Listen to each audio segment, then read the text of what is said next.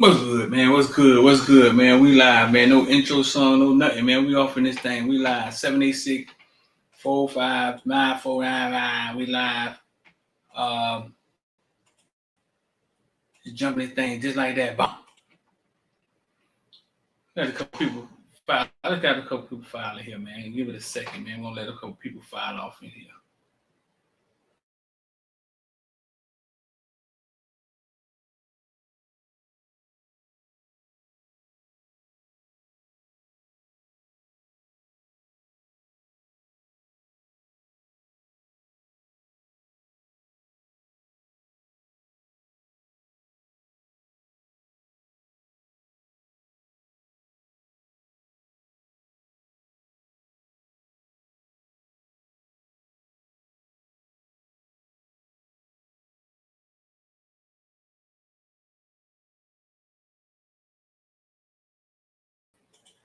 Y'all gonna get off in here, man. Let the church say amen, man. We're gonna get this thing popping, man. 786-459-499. Y'all gonna file off in here.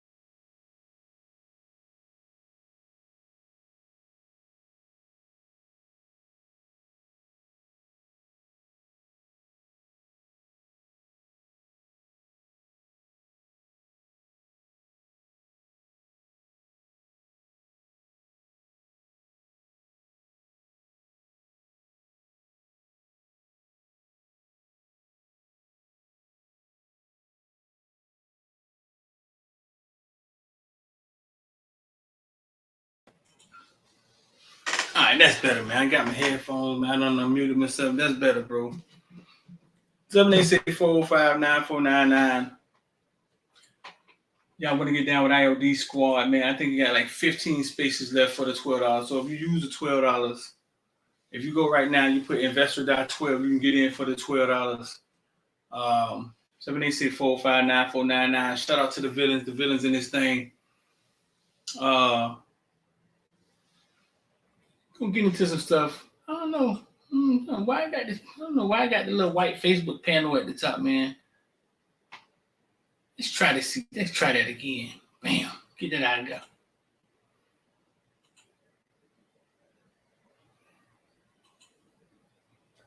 I don't know what that's about. Let's see. 786-405-9499. If you want to get down with the IOD Squad, it's $12. Once that's over, it'll go back to $25 a month.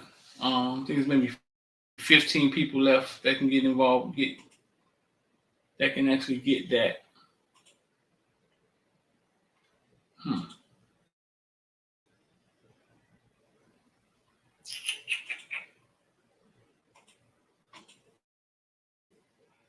Let's see. Try this one more time.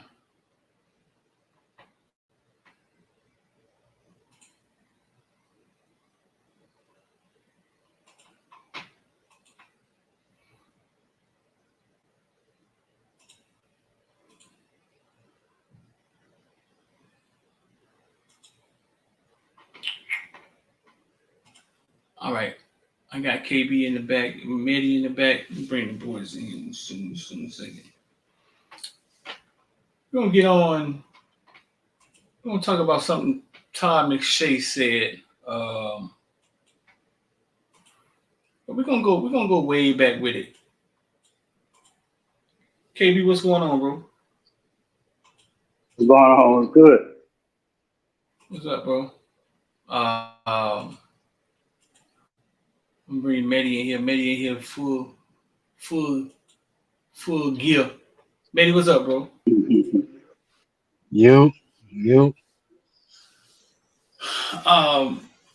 And this is random, but did you know that Tom Brady's oldest son hates sports? Tom who? Tom Brady, his oldest son hates sports. How old is his oldest son? 13. He hated. Yeah, his son hates sports. I think we're about to He make a funny? comparison to another legend. I don't know what he is. He hates sports. What's up with him?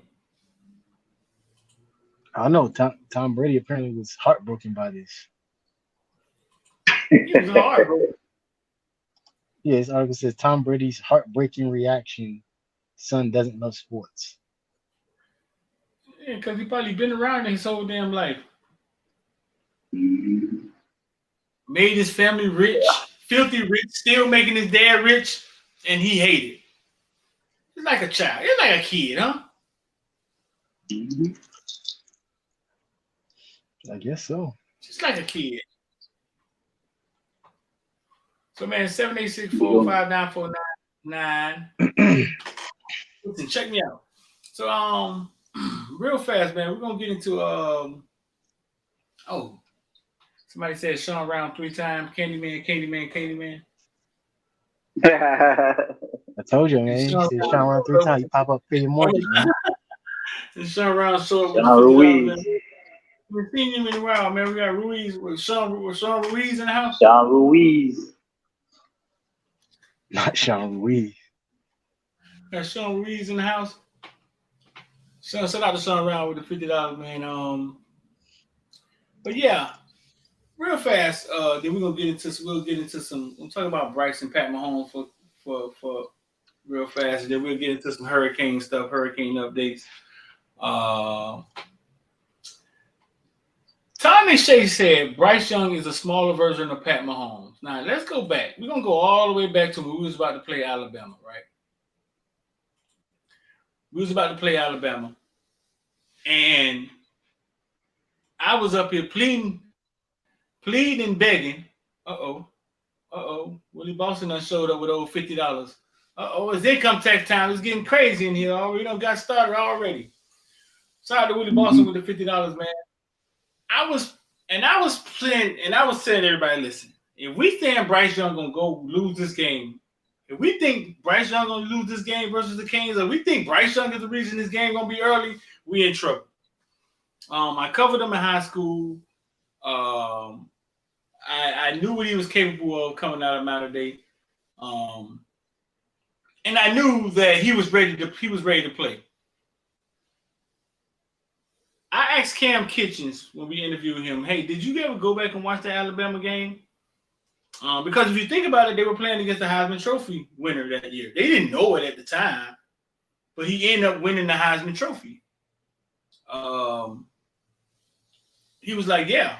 He went back and took a look at it. I mean, to make a long story short, Bryce Young's greatness should not have been no surprise to anybody, any villain, anybody who watched Footballville. We talked about it before he even got on the goddamn field. You know what I'm saying? We told y'all the man was awesome. Now, Tom McShay is saying he's a shorter version of Pat Mahomes. And to that, you say what, Kyle? Come on, man. Man, go ahead, bro. Yeah, I just muted my mic and everything. I watched the video yesterday. I don't know if y'all seen it, of Pat Mahomes describing how he passes without looking at people, and he demonstrated it like with a couple of barrels that were stacked on top of each other. And I was like,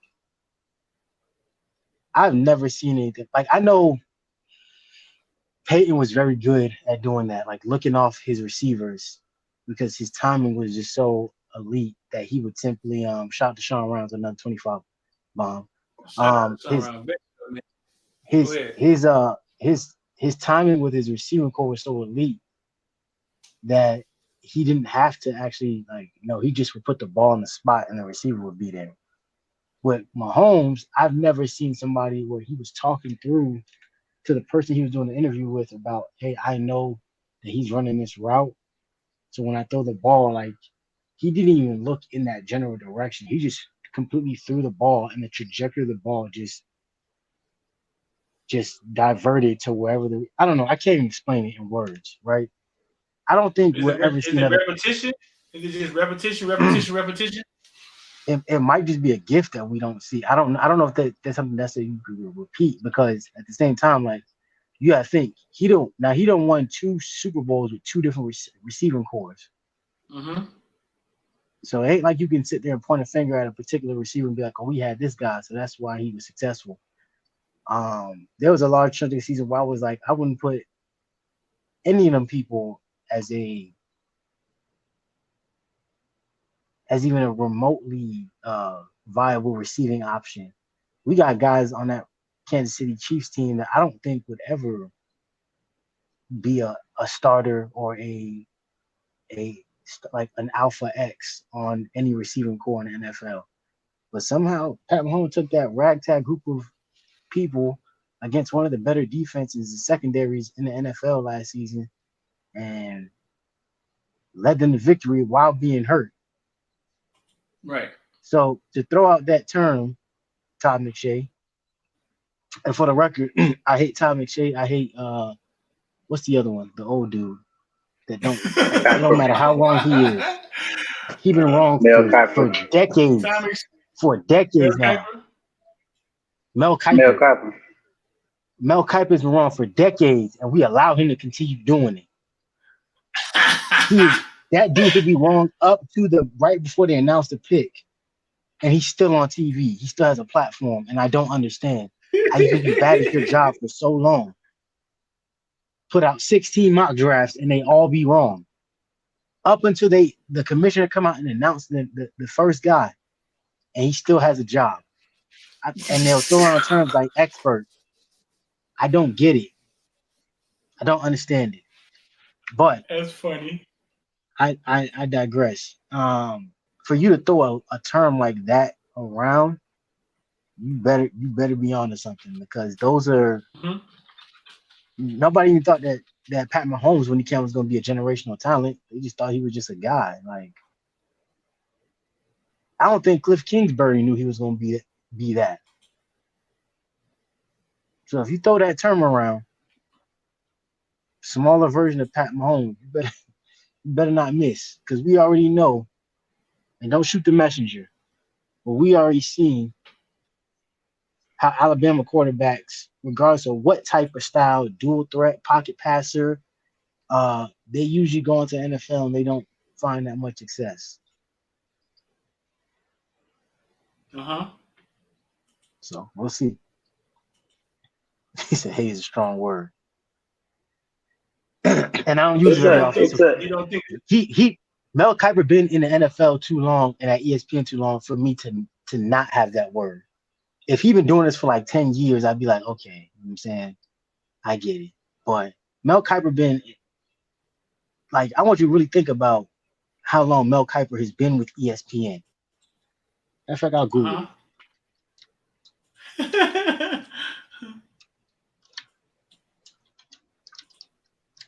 I think they even have scales that show like accuracy and selecting picks. He's been with ESPN since 1984. So for context, that's before I was born. Mm-hmm.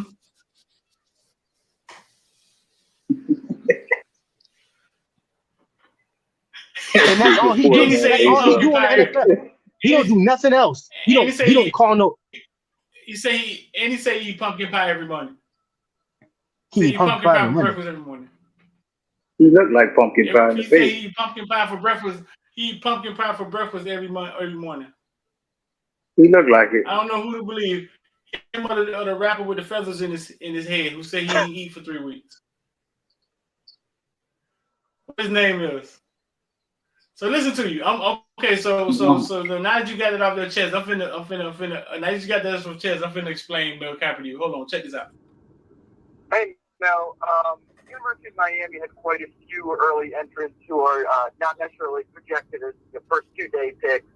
kind of curious what kind of route projections you have for that group of DJ Dallas, Jeff Thomas, Trajan Bandy, John Garvin. Yeah, I think in terms of the guys that are at the top, I think Jeff Thomas to me is going to make a team as a guy who can get it done. I think he's probably better project right now, more of a rounder, born as well, a wide receiver, day 3 pick.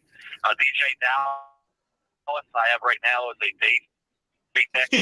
Bandy, early day 3, and then Quarterman, I have right now 4th, 5th round as well. So you're going to take a host of go on day 3. I think Thomas as well is going to be a day 3 pick. So I don't see to see anybody in the round. I don't have to ready. If you say a pass rusher potentially like Garvin, maybe somebody reach that didn't happen. So I would say you got right there with 5 guys going to go on the Saturday of the draft. That would be April 25th. Well, yeah, that was Mel Kiper, ESP on the Miami Hurricanes draft picks. Yesterday we got to sit down and talk to Mel Kiper from ESPN and ask him some questions. Every year, Miami would get a call to get to talk to Mel Kiper before the draft every year, and it'd be a call. It'd be all of us on the call, all these reporters and stuff across the nation, and you could ask them a question. It was the ESPN. You get in the queue and you get a chance to ask a question. Let me tell you, I'm gonna tell you what Mel Kiper is. He's entertaining.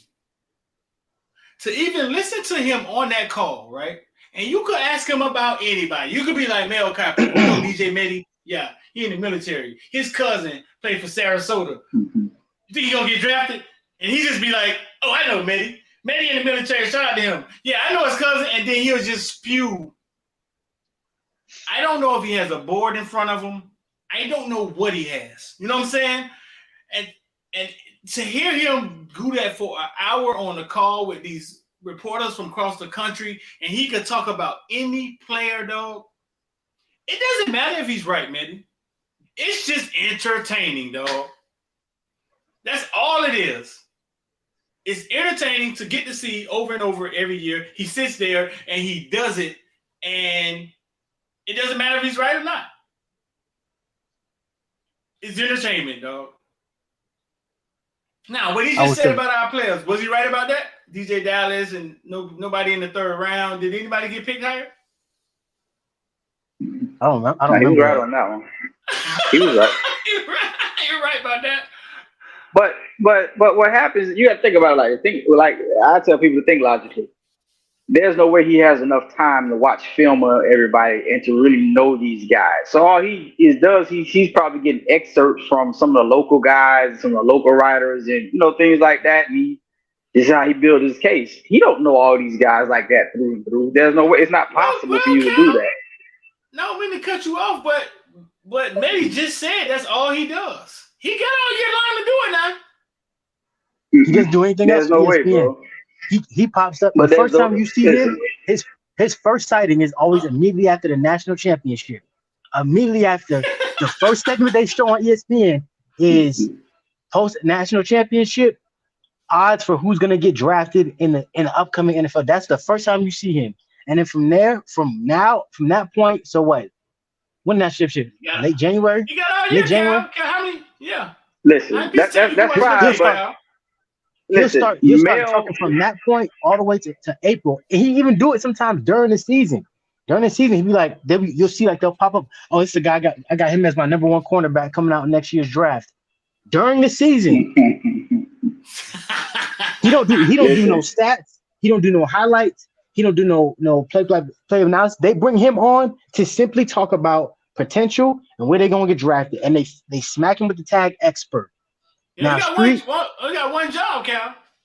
Street. I don't care. Nobody says. If someone tells you are an expert at something, I don't care about entertainment anymore. Does that make sense? Unless you Dave Chappelle. I think he's an expert at giving you his opinion. Unless you Dave Chappelle, who is an expert comedian, who I would consider quite possibly one of the greatest comedians of all time. right? He has that. He in that field. He is what I would consider an expert, right? And maybe society's just gotten way too normalized with throwing around that term expert. But for someone to be a quote unquote expert, because that's what they call them, that's what they say. You can't be this inaccurate for just entertainment. Let's listen to the rest of the video. I'm gonna see if I ask him a question. Let's see. And Cal, we'll let you finish. Remember your thought, all right? Gave his input. So the top receivers that's coming out in the draft. Hometown kid, 1, 4-3, 4-2, or whatever that kid. Dynamite.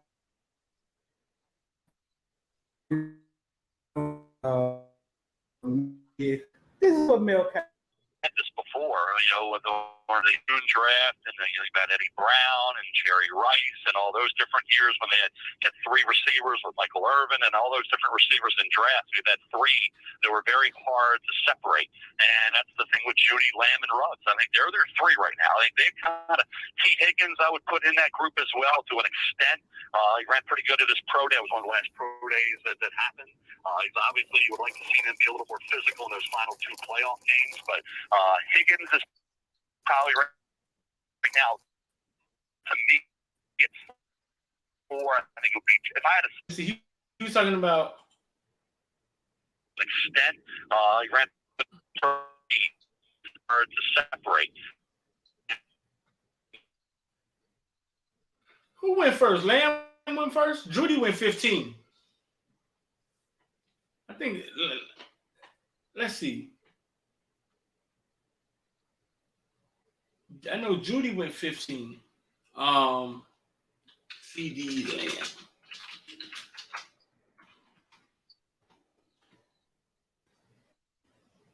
CD Lamb went, I think Lamb went higher than Judy, huh? I know Lamb went 17. So Ruggs with the speed came out first, huh? Oh yeah, he ran like a 4.31, something real crazy. Ruggs in jail, ain't he? Oh yeah, I think he's in jail. Either that, he's getting ready to go. He said getting ready to go. Ruggs went 12th. Ruggs went first. Yeah, a 40 time. Such a sad fucking story, Ruggs, dog. All the way around. Police reports show Ruggs had to refuse blah blah blah justice and his cousin's death. These Ruggs later. Is he in jail? Like I said, if he's not, he's getting ready to go. On Washington, judge postponed Ruggs' preliminary hearing until May 19th, with Ruggs' attorney stating that the various inspections still need to be done. Events he faces 3 to 26 years in prison, 10,000 in fines, 2 to 20 years of fatal. Damn. Yeah, they just released an article 4 hours ago in Vegas. That is, the Las Vegas judge has set another preliminary hearing date for former Raiders player Henry Ruggs, who's facing DUI charges. Didn't a dude from what's his name? A couple years ago, he hit a guy. He was DUI in Miami, but I think he played for the Ravens at the time. I had him in my cell. He played for the Patriots. He played for the Patriots first, and then went to the Ravens. Yeah, he ran a dude over. But the dude who he hit, but the dude who he hit was in the wrong. He was drunk and on a bike. Oh, you're talking about the receiver. He did it. He got in trouble on more than one occasion. Dante Stallworth. Dante Stallworth. Yeah, I think he did. I think he didn't kill a man in his day. I think he had multiple DUIs or something. I think I might be wrong. But you said the dude on the bike was wrong. The dude who got hit was in the wrong. Yeah, that's how he got. Stallworth settled. I think he maybe gave him some money, but the dude was drunk and like riding in the middle of the street on a bike. Damn. They both were drunk. They both were drunk. Yeah, I thought Stallworth was drunk too. They both were. But Stallworth wasn't that. He wasn't the one. What is it called? He wasn't at fault. No. You know a lot of times when you hit somebody, you know what I'm saying. Unless you hit them on the sidewalk, the pedestrian is oftentimes at fault if he's in the road, what have you. You know what I'm saying? But he was on a bike, and if he was in the middle of the bike and not in the bike lane, then I can see how they're gonna side with Dante on that, like DUI, not especially when you got a good lawyer. But yeah, when it comes to that stuff, pedestrian, a lot of times they'll put them in the wrong if they get hit in the street. Yeah, I remember like it was like in the middle of the street at night. It was like on South Beach, come across the causeway or something like that. That's insane. He says insane. But you know, it probably was late. It probably wasn't nobody on the road, and he, you know what I'm saying? The dude just on his bike and sad, bro. Yeah, but no, but back to Mel Kiper though. Mel Kiper. I got some stats for you too. Go ahead, let me hear them. In 2022, this is all verifiable data. You can go look it up. I was going further back, but in 2022, Mel Kiper was the 13th most accurate mock drafter. And it's a lot of, I didn't know as many people made mock drafts, but he was 13th. He was doing this since 84. The 13th most accurate drafter. Who was? Mel Kiper. Was he? Yeah. In 2021, he was the 76th most accurate drafter. For context, Greg Cope for the Miami Herald was 43rd. Greg Cody. Greg Cody of all people. I mean, if you don't know Greg Cody, yeah. If you knew Greg Cody, you'd be shaking your head just like me. Greg Cody. Yeah. He was 30 spots better. 33 spots better than Mel Kiper. I think 2020, I think he had something because he's not popping up on the list at all. I think something happened to him. I think he sat out because he had COVID or something like that. Or he couldn't be at the draft or something like that because he didn't want to I don't know. That year was weird. So, yeah, everybody was off that year because nobody had like 2 first rounders from Miami that year at the end. But, I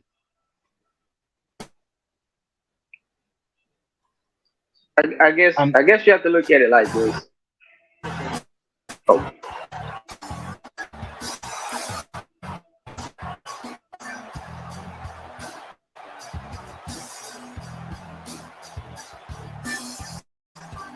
The following contest is scheduled for one fall. Making his way to the ring from Las Vegas, Nevada. 20 pounds. Fun guy. Anytime the Godfather's around, you can bet there's going to be fun to be had, Michael.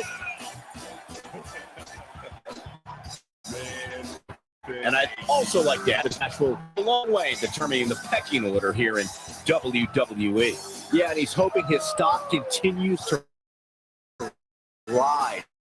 A loss to the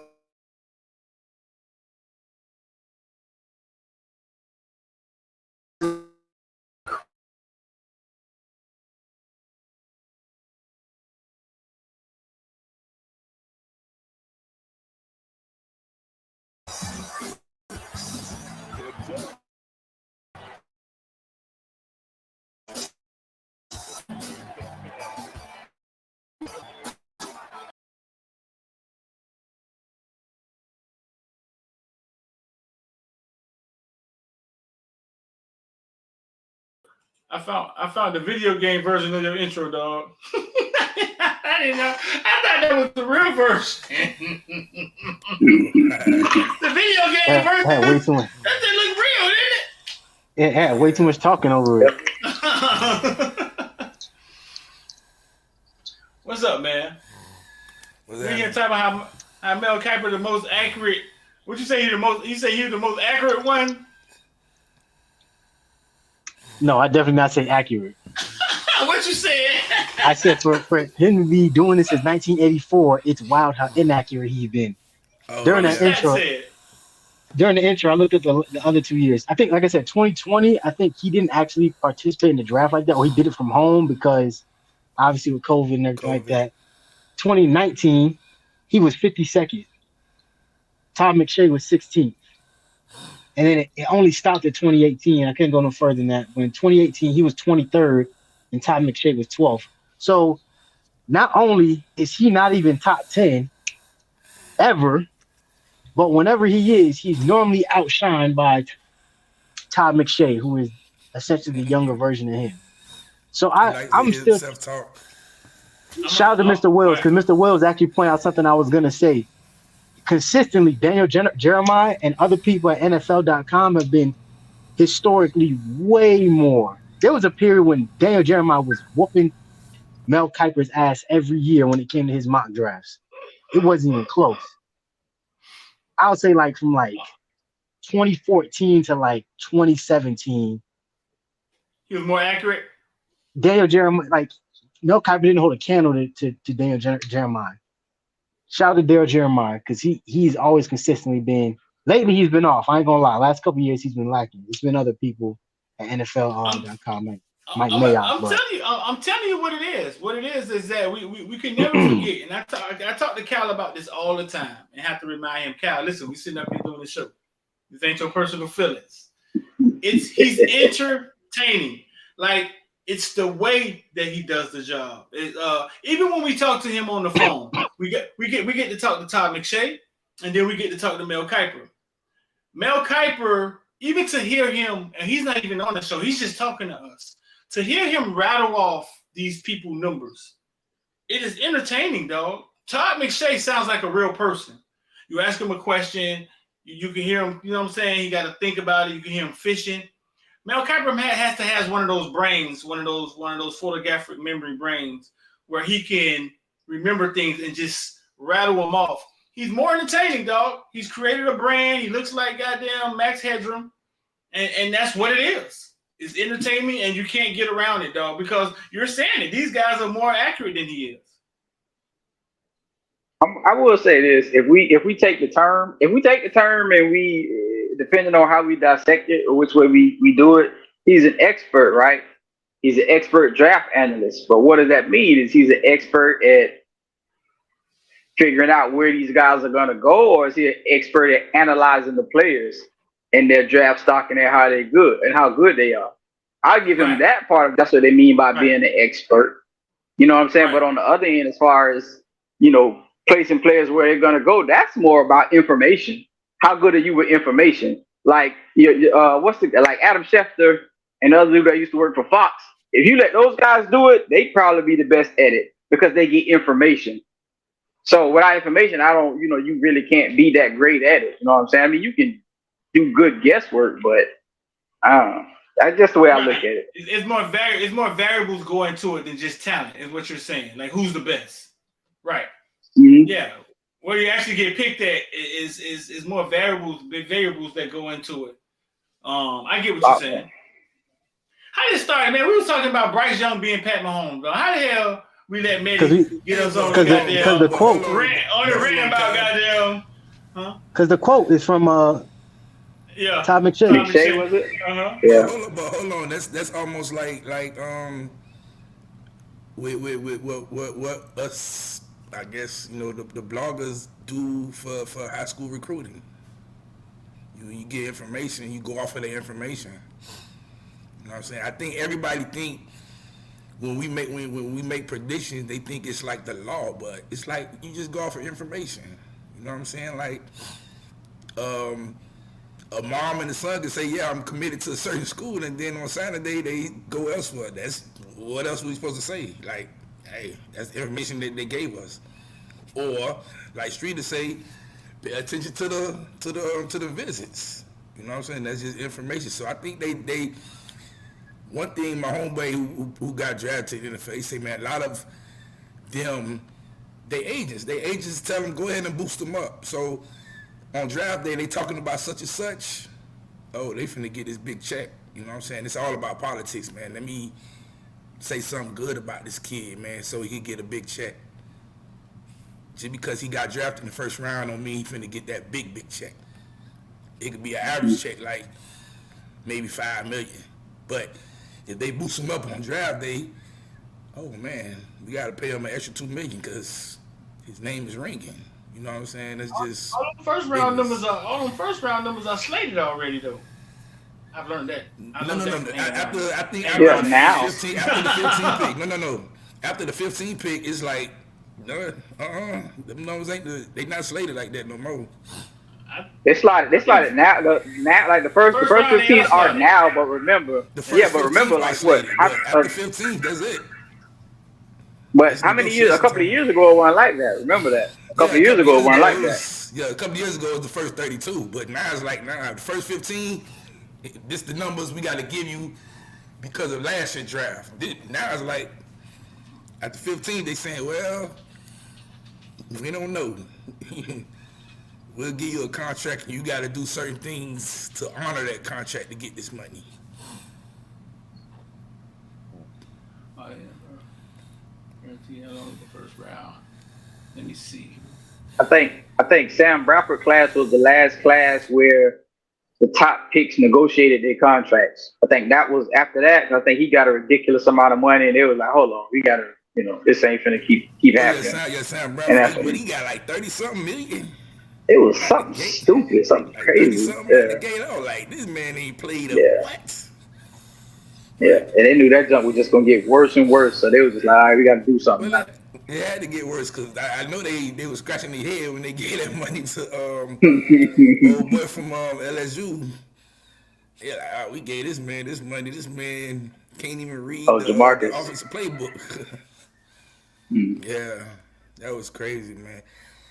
Hey, but off topic, man. I was looking up some stats earlier today, man, about UM, and I was looking at the time frame when UM was good. I looked at from 2000 to 2005 when UM was good. UM had a top 5 recruiting class each year of those years. 2006, that's when we got out the top 10, and that's when UM started being bad. Who was tracking recruiting back then? Okay, so 24/7 had just jumped in 2006, I think. But it was ESPN, it was Max. Probably Rivals. Rivals was there. But mostly they was going off of ESPN because ESPN was the only one who really had the accurate numbers because everybody was going to the camps and ESPN was like the only people going there. But once Rivals and 24/7 started coming about, that's when things got a lot more strategic. But yeah, 2000 to 2005, that's when UM was good. Had a top 5 class. This class that you want to see, Ed, because it's not a prediction. You're not predicting. It's not a prediction. It's not a prediction. Right. Say it one time for the people in the back, because when it don't come to fruition, it's like, oh, that's it. It's not a prediction. This class, it says mock, so it's not official. Like it's a mock class. Like it's something that. Thank you. Y'all been letting Mel Kiper for 39 years mock you into the wrong draft. And y'all say nothing to him. So if you see this, and there's a little asterisk right there at the bottom that say this is our mock class, the class we want to see, not expect to see. So for those who out there like, oh man, screenshot this, gonna run back and tell your baby mama, this is a mock class. Y'all don't let Mel Kiper be wrong for almost 40 years. What is this, X? This would be a top 3, top 5 class. Man, what you listen, if Mario lands this class, this might be the best class, number 1. This might be a number 1, number 2 class for the nation. Yeah. Yeah, because it's 28. It's 28 names on the sheet. Every last one I think is a 4 or 5 star. And then the crazy thing is a lot of those kids going to get boosted up. Their ratings will be jumping up majorly. So this could be like a top 1, top 2. I say top 3 for sure because you still got that guy in Tuscaloosa, still got that other guy in Athens. You got to do something about those 2 guys, man. But it could be definitely top 2, top 3 class if this is the class he lands. Somebody was asking how many wins does Miami have to get to land a class like this? I think I seen somebody post like if New Orleans wins 8 games, they could get a top. If they win 8 games, this top 5 class for sure. With the way Cristobal recruit. Yeah, out the gate. If they win 10 classes, then you could go top 2, top 3. It just depends on the production on the field, especially this year, because you have a lot of skill positions that's saying we want to see what they're gonna do. You know what I'm saying? We know Mario gonna recruit good anyway, but for him to land the top dogs, like the JoJo, the Jeremiah, certain other players, even the quarterback Air, you do some production on the field, man, you got an excellent chance of getting those guys. And when you get them, that's the easy part. You know what I'm saying? The easy part is landing the skill position. The hard part is what Mario do best. Go get the big boys. So let me ask you this, X. Does those 8 wins include beating Florida State? Absolutely. I'm so tired of seeing them weirdos on Twitter, man. You know what? I'm not even so much focused on them. It's them. They don't even matter. You know what I'm saying? The team that matters is the team. I think we played Clemson in November. That's the team that matters. It's like every time we played Clemson for the last, I don't even know how many times, it was 2 different teams on the field. It's like you had a team that was college football, and then you had a team that was probably still in high school playing. So now you beat Clemson, dog. You beat Clemson. You tired of playing them? Hell yeah. What you mean?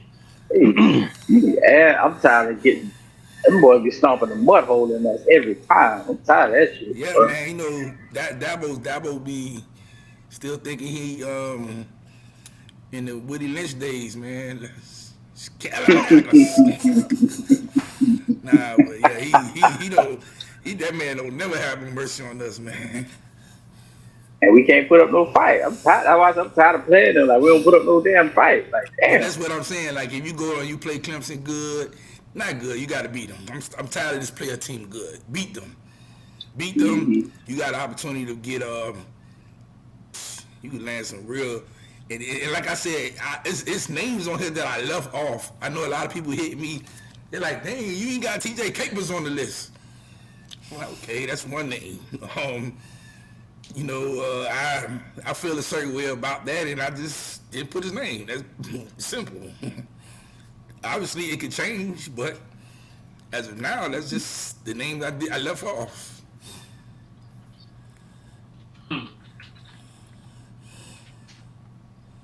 Let's see. Y'all didn't think we fought. Y'all didn't think the best Miami played against Clemson was last year's second half. Yeah, second half, but we still were getting blowed out. What the final score was? I don't know, but it took us a long time to get that first shot at the club. No, fight, I was looking around like, well, nobody drinking. Uh-oh. Let me just order me some drinks just because, man. Oh, we got a touchdown. Oh, first shot. Let's go. I give you that, Street. That's the most fight we don't put up in a long time. It is, which is sad to say, which is some loser crap coming out of my mouth.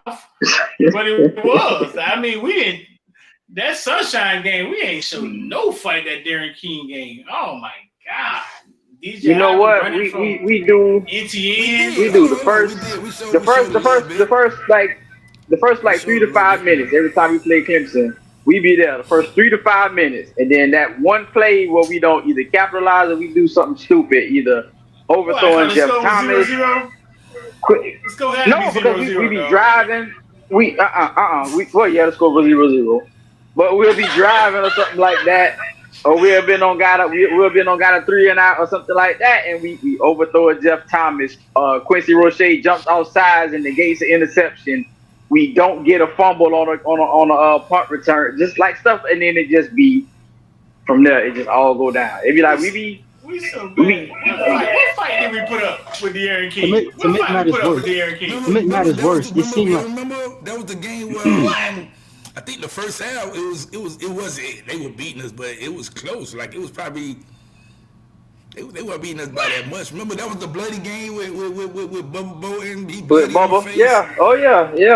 We all watch football, man.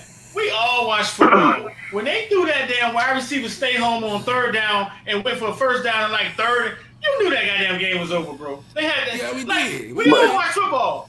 Just because the score say 28-10 or whatever it was at halftime. But that was the game I mentioned right there when we got an interception. We got an interception on their first drive, but Roche jumped off sides. And it's just like stuff like that always happen to us, dog, and it just go down. To make matters worse, I think the same play that Street just mentioned, they've ran that play, I think, every first series, every time we played them the last 5 times with different coordinators, and we've never been able to stop them. They do the same thing every single. They ran that play with Deshaun Watson, with Sunshine, with 6 other Clemson quarterbacks, and we still can't stop it. And you know what's crazy? They're probably going to do it again next year. Well, guess who was the deep set coach during those times that they ran it? Manny. Try to get everybody upfield. The guy's gone. They probably ran this year too. Sean Rouse, let me answer your question. Everybody's saying, "Oh, we're gonna have a receiver DN coach before." All right, so listen. I'm gonna explain something about college football. Get my college popcorn. Football, it is maybe 50-something coaches out there. Y'all going crazy about a position coach that's on field that probably don't do much coaching anyway. They got coaches out there. Don't go crazy because the guys that y'all want ain't there. They gonna. Hey, man, you can't talk to Ruiz like that, man. You gotta give Ruiz a better answer than that, dog. Sean Ruiz. You gotta give Sean Ruiz a better answer than that, dog. Everybody keep asking the same question. Man, you gotta give Ruiz a better question than that, dog. Give him a better answer than that, X. Okay, here, let me do what the other bloggers say. Yeah, these are the names we're hearing that. What the hell? You gonna give him a worse answer? I mean, what you want me to say? We're gonna get a coach. We just Streeter, we go to practice. Who's out there doing all the coaching, to be honest? The off-field coaches. They doing all the coaching. I mean, but that's beside the point. That's beside the point. X, you going against normal fan question shit. You know what I'm saying? That's beside the point. What the point? No, okay, so I'm saying is stop going crazy like if we don't get a position coach by Saturday, the world is gonna end. No, the sun shines the next day. Mr. Ruiz, is that a good Sean? Is that a good enough answer, Mr. Ruiz? We're gonna get X to give you a better answer than that, dog. Is that a good enough answer? I think the more important question is, does it matter? Like, we already know that one thing Mark gonna do is take his time. He don't move on anybody's clock except his own. So if there isn't a position coach in place on Saturday, yeah, like we know Cooney probably gonna probably fill that void until a name gets brought in. It's like 4 receiver coaches out there. It's 4 of them out there already without the position coach. So it's like, okay. Are y'all allowed to be at practice? What do you mean it's 4 receiver coaches out there? Explain. It's 4 assistant analysts. I think it's like it's a GA out there. It's Cooney out there. It's a analyst out there, and it's another GA or analyst. I think it's another GA out there. So that's the 4 coaches out there. That's without the on-field position right receiver coach. So let's be frank. Let's be frank. And Sean, Mr. Ruiz got something else to say. He had to say. Is this normal? Is it normal to go into spring football? Now, a coach can leave at any time. You know what I'm saying? So I'm sure it has happened before in the past. But is it normal? Is it normal? This year is very normal. This year is very normal. It's you know how many teams that don't have position coaches? You ain't the only one. It's a lot. All right, I'm finna mute X. Is it is it normal, Kyle and Manny? Is this some normal shit that we always see? I mean, X got his to my knowledge, I don't recall it. I don't recall it happening in Miami. Like, this is odd to me. But you know, X is gonna know more than I am, so I don't recall it. What you think, man? You think it's normal? I would say in the landscape of college football today, with all these different, like these big staffs that we have, all these analysts, I think it's going to start becoming more normalized because kind of like what X is alluding to, like there's a lot of people who have hands-on with these guys. Like I think 15 years ago, before we normalized having these big staffs, all these analysts and graduate assistants, yeah, the freaking out would be absolutely warranted. But now it's too many people in them rooms that got say so for it to not be normalized. Right. So I know for the sake of the fan bases, and they gotta know that there's a person in place that because at the end of the day, if we're being honest, it's just someone we get to point a finger at. If the wide receivers suck, we don't care about the 4 analysts that was teaching them before we said a name. We care about, so and so is the wide receiver coach. Wide receivers can't block and they can't catch. So and so sucks. We gotta fire them. That's really what it boils down to. Just who we hold accountable if they don't meet our expectations as fans. Yeah, but if that was the case, if that was the case, we wouldn't worry about things like getting DVD on the field because we say, well, we got 4 analysts that's good enough to do the receivers, and let's just give DVD his own field position. But no, you're going out to get a receiver coach at some point in time. I'm just saying, if it was good enough just to have analysts and Pop Cooney, why fill the role at all, or why not elevate one of those guys if that was enough? Well, from most of our standpoints, who kind of like who know DVD, we're saying it because of his livelihood. That's more money in his pocket being on field. No, DVD just an example. I'm just saying, just looking at it from you know what I'm saying. But if those 4 guys enough, why fill the position at all, or why not elevate one of those guys? Like I don't know. I mean, and then at the same time, Manny just said it. Like it's somebody you could point the blame at. You know what I'm saying? And then with the name, with recruiting on field, it just sounds a lot better.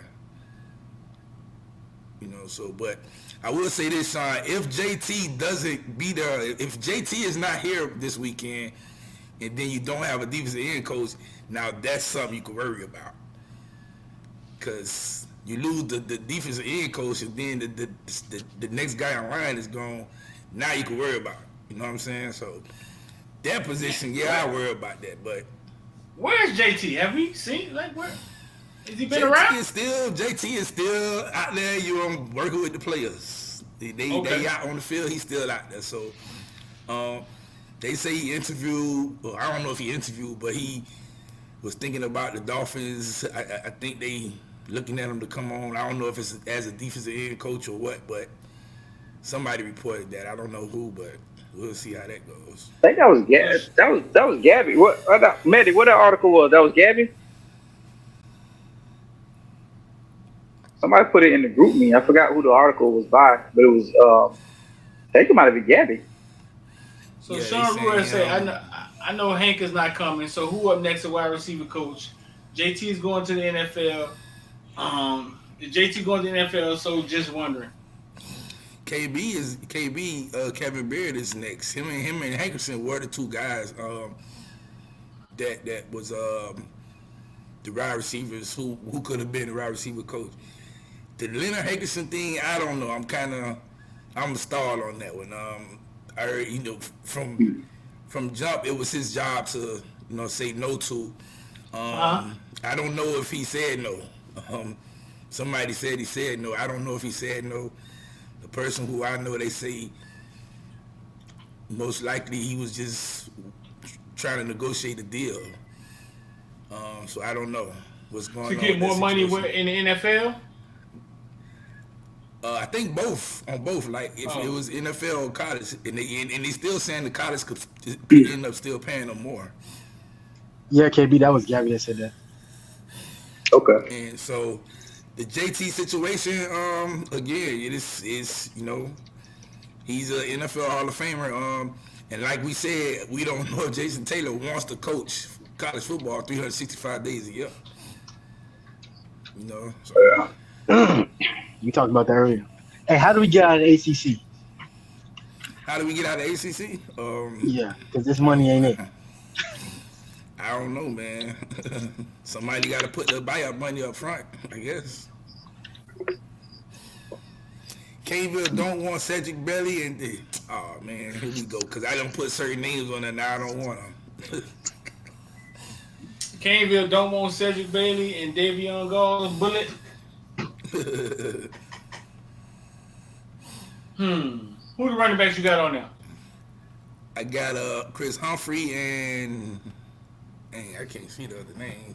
Anthony Carey. Anthony Carey, yeah. Where Carey play at? Carey is in Florida somewhere. He's in, hold on.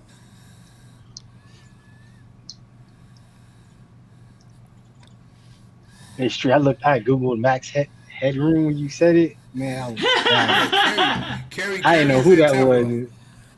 Carey is in he's in Tampa. The reason why I put those two names is because of they fit the offensive style that Coach Dawson wants to run. Running backs. Where's he at? Carrollwood Day? Yeah, he's at Carrollwood Day. That's in Tampa? Yeah. Yeah, so he wants the running backs who could run between the holes, who also could run on the outside, and then who could catch the ball out the backfield. That's going to be a tough sell. Those are the tough. I mean, them the running backs that Coach Dawson likes in the offense. So those are the two names why I picked it. Again, it's a mock draft. Like I said, it's nothing official. Bullet can actually be in this class. Now, CJ, I don't know. They haven't offered CJ yet, so I don't know what's going to happen. Bullet got an offer? Yeah, Bullet got an offer. So talk to me. I'm gonna let you talk to him for a second. You know what I'm saying? I'm gonna get some red velvet cake. We're hearing that Leonard Taylor is happy about the defense because he's going to be able to get after the quarterback. The quarterback this year. Mesidor, not so much. Mesidor, not so much. He's finna move inside a little bit. A lot of guys gonna be blitzing. A lot of movement on the defense. A lot of different sets. What does that tell y'all about the defense? Y'all talk to the people a little bit about what we got going on. Well, it said and who else will benefit? Because when I think about Derrick Jackson is gone, right? So you got Leonard Taylor, and then who else we got coming behind that should be happy? And what does it tell you about Bane? Like what position would Bane be playing, right? What's number? I forget number 81 name on defense. Harrison Hunt. Harrison Hunt and Leonard Taylor going to benefit a lot in his defense. The defense basically is going to commit chaos. A lot of pressure. Mesidor moving on the inside would be just because you're a bigger defensive end. So they would say, well, let's get some speed out there. Put you on the inside with LT. We'll put Najee Kelly on one side. We'll put Cyrus Moss on the other side. Just throwing out names and stuff like that. That's a fast defensive line. I don't think Cyrus Moss starts this year. I think he need to. No. I mean, he's not gonna start. I was just giving like a scenario. Nah, of course he's not gonna start. But I was saying like just a fast defensive line. Yeah, I can see Liechtenstein getting some reps this year. He's been in college for 13 years, so. Oh man, about that guy. He might show up again in the spring game like he did last year, and then disappear after that. Well, yeah, spring. He showed live to me. He showed me. That's another thing. Let me say this real quick, X, because everybody's tripping about who we got for spring. It starts Saturday. We learned very well last year, very much so. And spring football is spring football. It's vanilla. It's not legitimate. it is only it's for installs. It's for gaining a familiarity with the system. We got 2 new systems in place on both sides of the ball. Please, because he made this mistake last year, right? We saw Jake Lichtenstein all over the place, not getting real sacked. We thought we had one. We thought, oh yeah, it's over with, Jake. And then that man ended up disappearing to Akeem Massador, to Leonard Taylor, to all these other people. So please, for those who are going to I don't know if this one game even open this year, but if it is, Yeah, it'll be open. They having it at the Penn soccer Stadium, stadium again. Yeah, the soccer stadium again. So yeah, it'll be open. if y'all go out there, you know what I'm saying, please understand. It is only spring football. Yeah. It is not an actual reflection of what's going to happen in the regular season. We still going to be pulling people in after spring football is over. We still getting recruits. It's just seeing what we got on the field, right? How the offseason workouts have come along. Because obviously the coaches can't be around for that. The primary on-field coaches. Seeing who's made some slight improvements, who's picking up the new offense and the new defense. And that's essentially where it stops at. Like, please, just because I ain't gonna lie, I fell for it too. I don't know Buddy Name, the dude that transferred from Richmond. He was a running back and then he switched to wide receiver. I thought we had a down in the rough. Yeah, Perry. They didn't let him. They didn't let him. They ain't let him play though. They say he was doing that shit in practice. They didn't let the man play. Yeah, practice, but man, game time is a lot different from practice. Yeah, because we already seen Kobe Young. But you gotta let him play. But you gotta let him. You gotta let him try though. Crash in practice, go out in the game and ball out. Twofold. You know what I'm saying? Terrell Rich, no, UM is not running a 3-4 defense, so get it out your head. It's a 4-2-5. It's a 4-2-5 defense base that they mostly going to be running. It's 4-2-5. So please, Canes fans. 3-3-5, which the 3-3-5 would be more like a 4-2-5 because they were saying the edge, the edge linebacker will be saying he'll be coming off the edge, which would be like Malik Bryant or Cyrus. Yes, Cyrus. You gotta add Cyrus Moss there. Because he's not a defensive end. No time. So let them cook, man. We do this every year. Like let them cook. Let them set it up, install. Them rooms. You got to remember, we just had a whole. Look at how many people. Y'all forgot that quick. How many people left this program, regardless if they fit or not. Like, yeah. And that, we didn't necessarily replace that immediately like that. So just keep that in mind. Like, please, like, it's gonna be some growing pains. Y'all don't let Mitty lie to y'all. If new OC don't score a touchdown every play in the spring, you trash. And Mario messed up again. Don't let Mitty lie to y'all. Hey man, look, I'm gonna say I say this every year, man. Let's get through spring without getting anybody hurt, man. Let's be healthy for the season. To build on for the regular season. Spring is just for trolling. Right? Nobody does good spring. I don't know why people have a crazy infatuation about that. Like nobody does good about spring, really. You know what I'm saying? We seen Bama look kind of bad in spring last year, but then Bama still is good in the regular season. So, I think the spring, the thing y'all should pay attention to for spring is installs. They're not going to show everything, but you want to look at, like, the thing that got me excited last year was watching spring, and I was watching the run concepts. And I'm watching our center get to the second level, turn and hit his own block, just create a wall. And I'm like, dog, I haven't ever seen that. So I was watching the run concepts and, the installs and all that type of thing. That's what you should be looking for. Forget score, forget performance, all that kind of stuff, bro. You got to look at, the schematic that's going on. That's what y'all should be paying attention to. Shanghai, what's good, Steve? I see you, Master Shanghai. That's the homie. But yeah, you got to look at, scheming. Who's on the field together. You know what I'm saying? Seeing who probably going to take that step forward with being wide receiver one. I know everybody keeps saying maybe it's Kobe Young. Oh, it's Strepo. I'm still sticking to I'm thinking my guy Jacoby George is going to be that guy because he's the one that can get open and catch the ball and create yards after catch. Mm-hmm. You know what I'm saying? I haven't seen Kobe Young do that. We seen him last year. He hasn't done it. We know he'll catch the ball and then that's it. Like, that's great. But in this I got a offense, question. you have to create yak. You have to create yak. I got a question. As you talk about Kobe, that bothered me a lot last year. That when Kobe hit the scene, he's balling. TVD's forcing him to ball. Nobody could eat off the fact that so much attention started going to Kobe Young. I'm not blaming the receivers. I'm just saying the offense as a whole.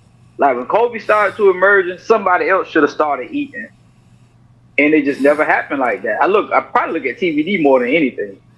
Yeah, you gotta look at TVD and look at the offensive coordinator at that, because in that offense it just looked like they wanted to focus on that one guy. And that was the one guy that he felt comfortable just throwing the ball to. So we're like, okay, well, yeah, we just gonna throw it to Kobe Young. You know what I'm saying? Just looking at the offense, it looked like Gaddis and TVD wanted to throw the ball to the bigger receivers just because they was bigger. Let's force the ball to the bigger receivers because they probably being guarded by somebody way smaller than them. That's just how the offense looked to me. Somebody else could probably think different, but that's just how it looked to me. Kobe Young is not one of the fastest on the team. Yeah, y'all know that miles per hour stuff. I explained that last year. He's moving fast. He's not one of the fastest. Let me break that down, X. So please, what y'all understand is that break it down, please. Y'all gotta understand is when these catapult systems and they're going out there and doing drills and they're running and pushing sled and doing all those things, it's tracking. When y'all look at those miles per hour, look at it more from an effort standpoint rather than a speed. It's not him running a 4.3 and getting up to that point. What he's doing when he hits 21, 22 miles an hour is that he's showing effort, which means it could be a coach is screaming at him, telling him like you ain't shit, like move faster, like move with some. It could be a multitude of things, and then he just took that coaching and that effort and elevated it to the next level, where he gets these numbers from with 21. So he can be. So it's just saying that when they do their workouts and they do their drills, his max speed that he hit during said drill was 21 miles an hour. It's the same thing in the NFL. People are freaking out. Oh, they only hitting 21, 22 miles an hour. They slow. No, it's not what they're saying. They're saying it's more a characteristic judging effort on the play. Bubba Bolden was hitting these numbers. Mike Carter was hitting these numbers, and then you see like, damn, why Mike Carter getting ran down? Because that's not an accurate reflection. That as in what comes to game speed and translates to game speed. It's a more accurate reflection of effort and what people are doing during those drill sets. So please don't let it get it confused. Like, oh, he hit 22. He the fastest team. I ain't gonna lie. I thought that I was shocked to see that, but it's more an accurate reflection of effort during the drills as they do their drills during a fourth quarter program, and their workouts. So it's not an accurate reflection. It's impressive, nonetheless. Don't get me wrong, but it's not an act. Like just because he ran 22 miles an hour does not mean he's gonna go to the combine and run a 4.2. That's not how that works. Yeah. It don't translate like that. Being at practice, when we first seen this equipment years ago, and and the way they explained it, I was like, oh, okay. Each year you gotta explain it over and over.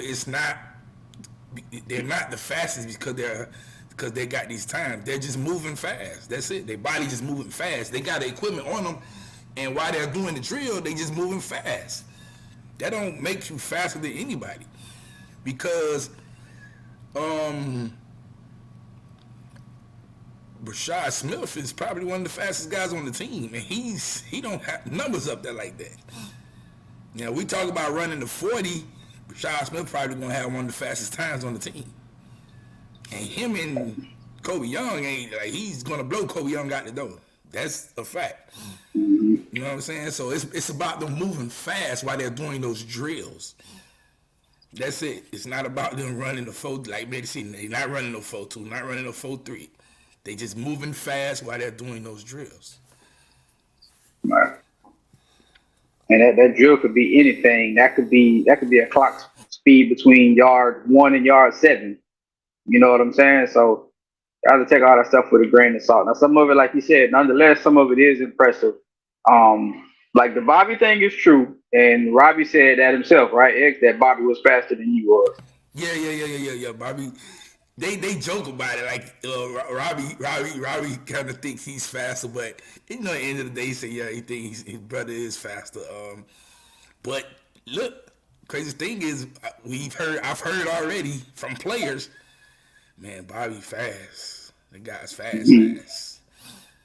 I gotta remember who their daddy was. Like everybody be surprised. Like, bro, you know who the man daddy was? Like, man, genetics. Yeah. Nah, he fast. And For those saying when the Mike Carter ran down, I saw him get chased down I'm pretty sure he scored, but a dude hawked him. I'm gonna find the highlight. Y'all give me a second. yeah, I'm trying. I have to go watch again. I don't remember, but it wasn't like he just ran by anybody either. So Yeah, I hardly like. I was fast, but it wasn't like. All Mike Hardy scores was fast. Mike Hardy, that's my guy, man. I remember on Pro Day, man, I telling Streeter, we was doing all the commentary and stuff. I say, man, Mike Hardy gets drafted if he go out there and run the 4.4. And it didn't happen. And I was like, man, that's not good for him.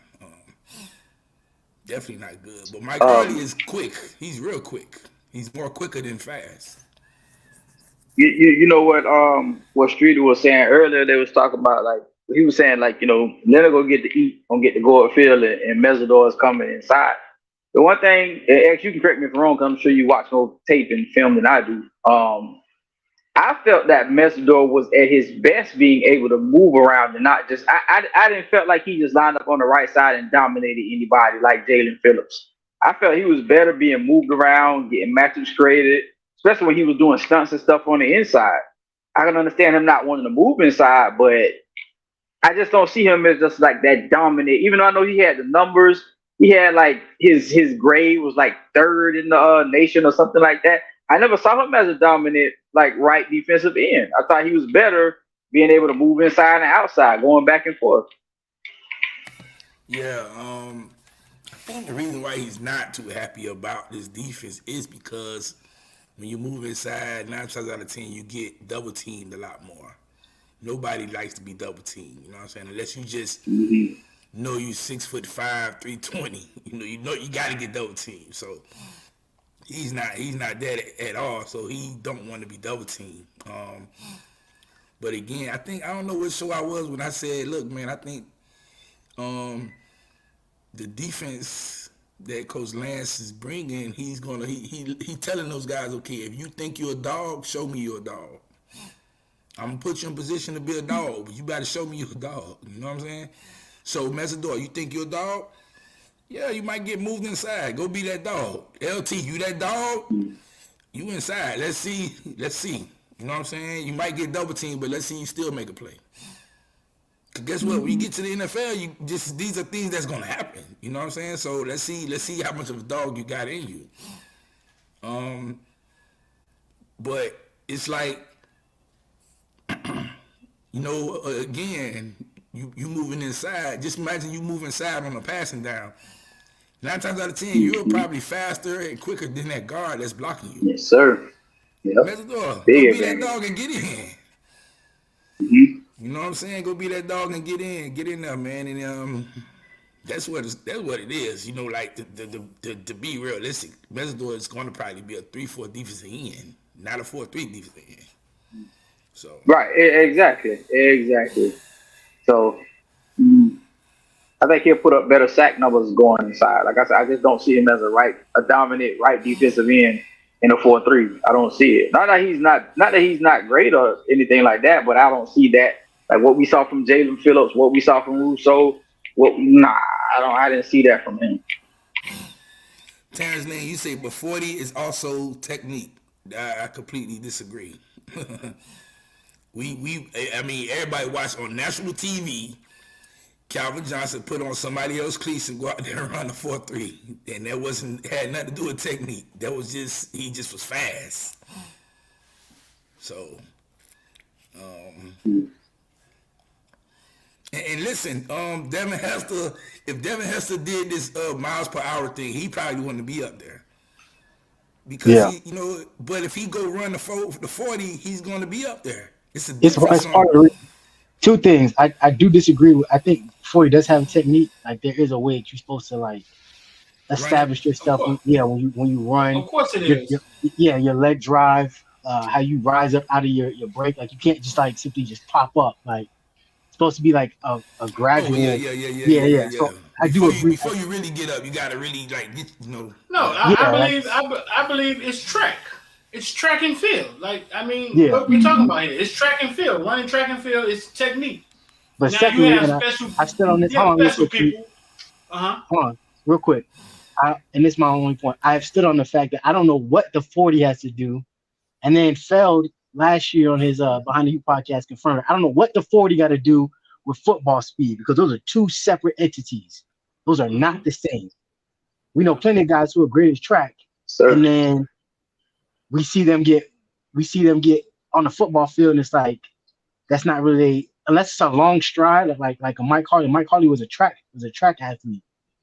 That's why you see Mike Harley run a go, and that's where a lot of his what's called come, because he just had to run past a person who had to turn around, they backpedal, try to match speed, and then by that point it's like, well, I already got a stride, and he just got to look back for the ball and then not drop it. You know what I'm saying? Same thing with Phil Dorsett.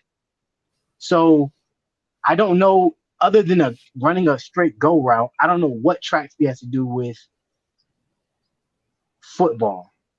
But for some reason, every year we glamorize you running these 40s for some reason and act like if a person runs a 4.3, oh my God. Like John Ross right there ran that incredible 40. And John Ross has been absolute hot dog water in the NFL the entire time. We don't know nothing John Ross does well except run fast. Same thing with I think sometimes you get a Deion Sanders that are Darryl Green that can do it on track, and it converts to. I think the wide receiver position is the baddest position to. You know what I'm saying? But shout out to OG Bane. What have we always said?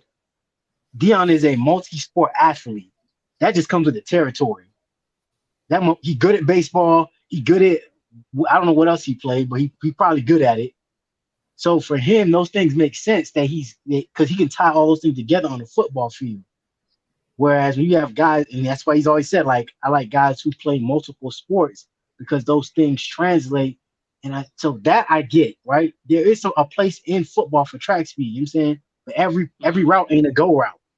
So you can't just be like, oh yeah, you know what I'm saying? Like, let me just I think wide receiver is a bad position to. I think it's a bad position. I think when you start talking about linebackers, when you start talking things of that nature, you can kind of like, he's a fast linebacker, or like DB, like I say, like Darryl Green. He was fast on the football field. He was fast on the track. But other than that, you're right, dog. It's track and field. Like Duke Johnson had a slower 40 until he learned how to run track. You know what I'm saying? In his 40 time, but on the football field, I mean, he was fast. It had nothing to do with, you know what I'm saying? I think your shuffle run is more important than the 40 run. When you what is it?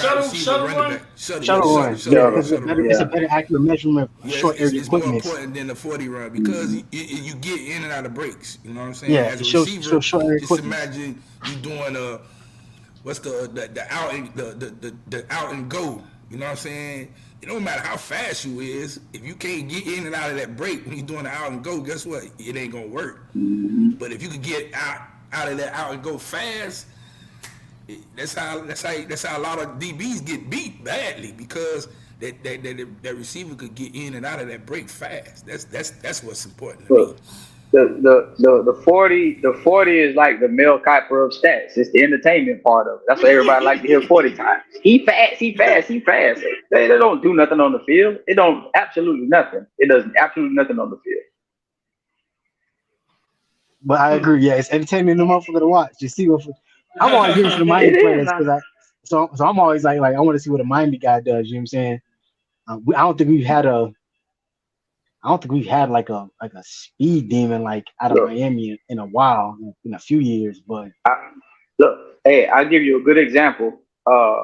When you used to watch Florida State games, when you used to watch Florida State games, who looked faster out there on the field, Lavernius Coles or Peter Ward? Lavernius Coles will blow Peter Ward out the frame at the 40 on the track and field. But out there on that field, Peter Ward was a guy you could not get your hands on, bro. Because he got that man could do it. Exactly. So that 40 time, and Lavernius ran like a 4.2 or something crazy, bro. He was 4.3 guy. Something, man. Lavernius. That's why Devin Hester's so legendary, because Devin Hester has legendary streak line speed. All he had to do was field a punt and then go. But on top of that, on top of his straight breakaway speed, because he was a track athlete, his short area quickness was elite. The way he would do people in the open field, the way he would break down tackles and change direction was elite. And accelerate. He accelerated. He had something that was crazy, man. He can slow down. He can get slowed down by an opponent, get back in open field, and regain that speed like that. And that's something that I think a lot of people. That's why it's special. That's why I tell the NFL, man, is getting on my nerves. I'm getting so mad, dog. What you say? UM has it. When was the last top notch speed runner UM had? I think the last two probably got to be Philip Dorsett and Artie Burns. Yeah, and that was a while ago. That was Al Golden era. Philip Dorsett and Artie Burns. Well, Philip Dorsett was 4.2. Burns was what, 4.3? Yeah, something like that. Too. I've told you stories numerous times. Everybody else was 4.6, 4.7. Duke Johnson said he would train with Philip Dorsett, and right before they went to the combine, Philip Dorsett I think got the fastest man, like the fastest one in that combine, right? The year Duke he came Johnson out? said, yeah, I think so, something like that. Duke Johnson said they would train, and when they would run the 40, they would be side by side. Now think about what I'm saying. The clock would say 4.3 for him and 4.4 for Duke. That's how close these numbers are that we're talking about. Exactly. So how much difference does it make? Duke said with the naked eye, it looks like they're side by side. Mm-hmm. This clock would say 4.3 for Dorsett and would say 4.4 for him. And we sit up here and say, oh man, he's just a 4.4 or a 4.5. Well, if you put them on a track next to each other, they're right next to each other in arm's length. They could just grab each other. And we argue about these numbers like we're like we're arguing about, yeah. And I'll put and 10 times out of 10, I'll put Duke in a short area. If I need somebody to get me out of a short area or get a first down, I'll put Duke 10 times over 10 over Philip Dorsett. Right. If I need somebody to just get open downfield, and risk the possibility he might drop the ball, I'm still mad at him for him dropping that ball at Notre Dame. I think it was like the first play of the game. He dropped that pass and then I think it was like the first or second play of the game. But make it booty wide open and drop the ball, dog. And I was the way y'all was talking about Clemson earlier, that's how I knew he was gonna lose that game at Notre Dame. And I don't think that Notre Dame team was even that good, if I'm being honest with you. They wasn't. I think that wasn't that Mantateo team. That was the Mantateo team, right? Their defense was good. Their offense was trash. But that drop pass set the whole game off right there. That was it. Drop the ball. I didn't want I goes to show you, man. Like just because the 40. Hey man, do you want to know another game that we got blew out? But if the play happens, maybe the game is different. We playing home against Clemson when they beat us 58-0. Remember, Brad Kaya threw the pass to, I forget what player that was that dropped the pass. It was supposed to be a touchdown. He dropped the pass.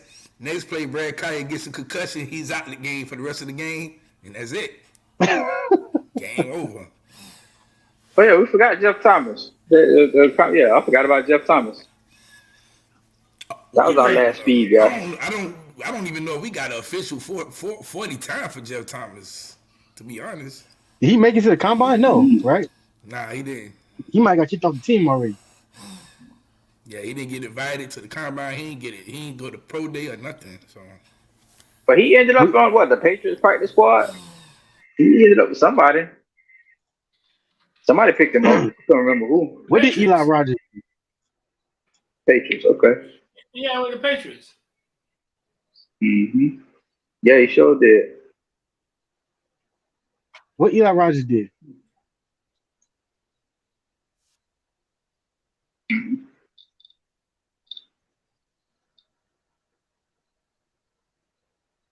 Well, he got some. He on the breaking news or something.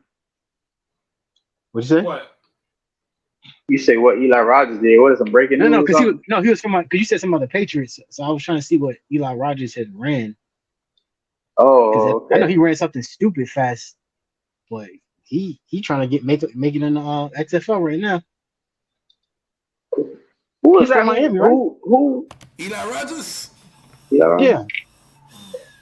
Man, Eli Rogers. Well, I hope he do, but man, Didn't Eli Rogers from Miami? yeah, he went to Northwestern. Oh, I don't know. Yeah, he went to the West. Western, He went to Louisville. Yeah. He went to Louisville With Teddy. Yeah, with Teddy Bridgewater. Yep. Yeah, what he scored this weekend? He what? He scored this weekend, didn't he? In the XFL, right? Did he? I didn't see his game. Yeah. I think he had a touchdown this weekend. I think his quarterback is Paxton, right? Paxton got benched, didn't he? Paxton. I'm saying, didn't they bitch him? Somebody they put up a stat that said he threw a touchdown. Well, Paxton been benched for 4 leagues, dog. That's impressive. Yeah, they said he the only man that would be benched in 4 leagues. I was like, damn. That's We're gonna tough, be talking boy. to Jeff about being the fastest on the team. I think I asked him that.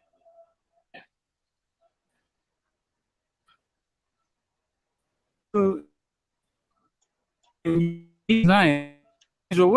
don't matter at this point. Yeah. I've been with so fast.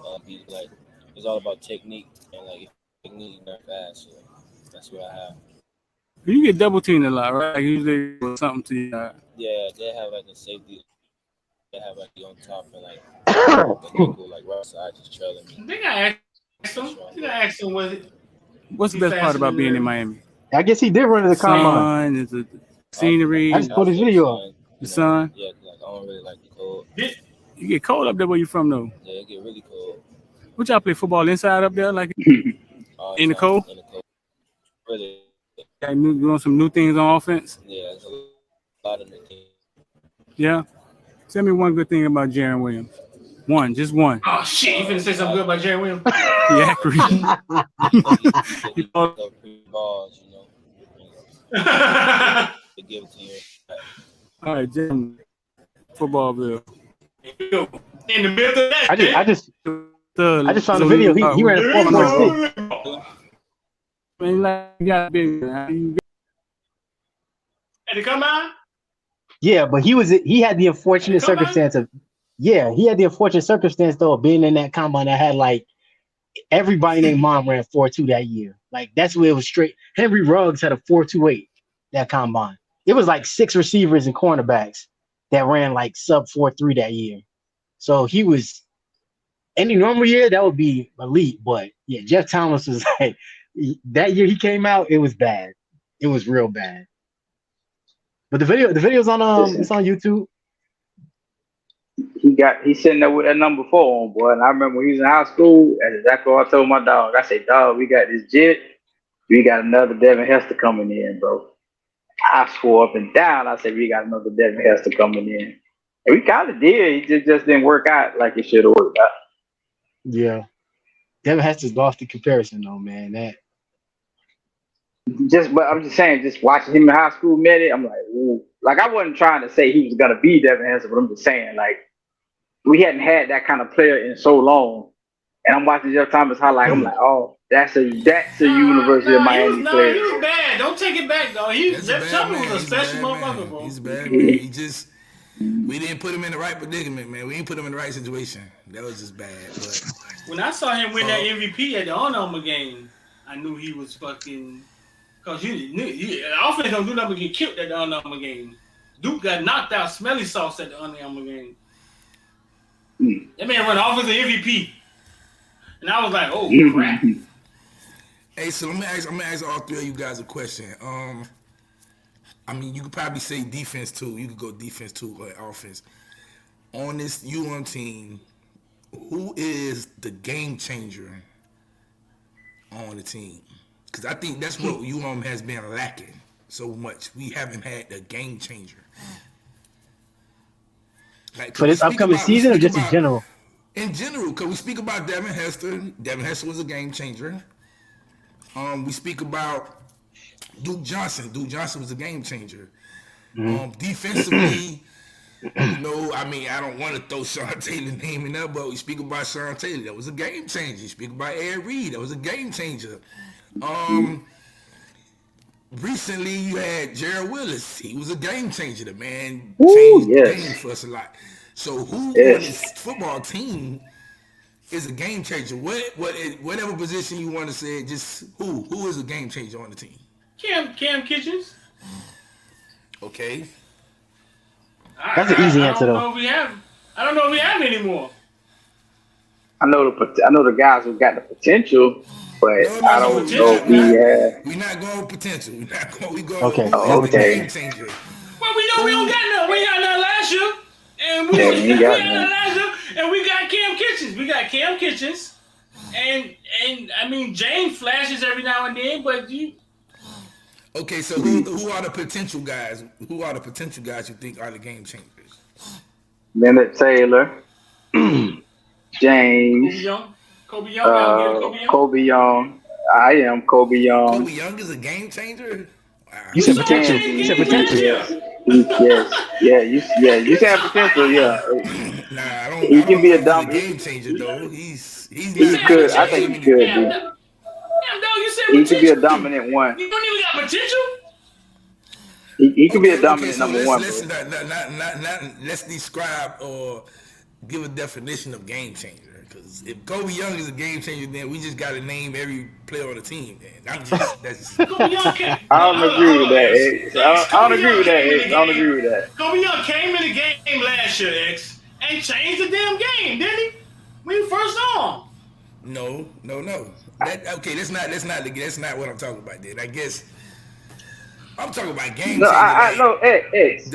I do. I think he. I think he has the potential. I think he has the potential to be an unguardable number one. That big body, that guy that you can throw the ball to 10 times and ain't nothing nobody can do about it. I think he has that kind of potential. Is that a game changer? Or is that just a receiver? That's just a good receiver you got on your team. No. So was Calvin Johnson the game changer? And Georgia Tech? Yeah. Yeah. that's what I'm saying. I'm not saying he's gonna be Calvin, but I think he can be that kind of dominant that you cannot. I ain't saying he's gonna be Calvin, but I think he can be that kind of dominant where you ain't nothing you can do about it. Just throw the big man the ball. Right, so let's not. Segment safety. No, TVD's not a game changer. No. I don't care if he throw for 4,000 yards, he's not a game changer. No. Lamar Jackson was a game changer. That's a game changer. TVD is not a game. He's a quarterback that can throw the ball. I guess so when I say game changers, I'm talking about players like Peter Warrick, Reggie Bush, Devin Hester, Barry Sanders. I like Robbie Washington.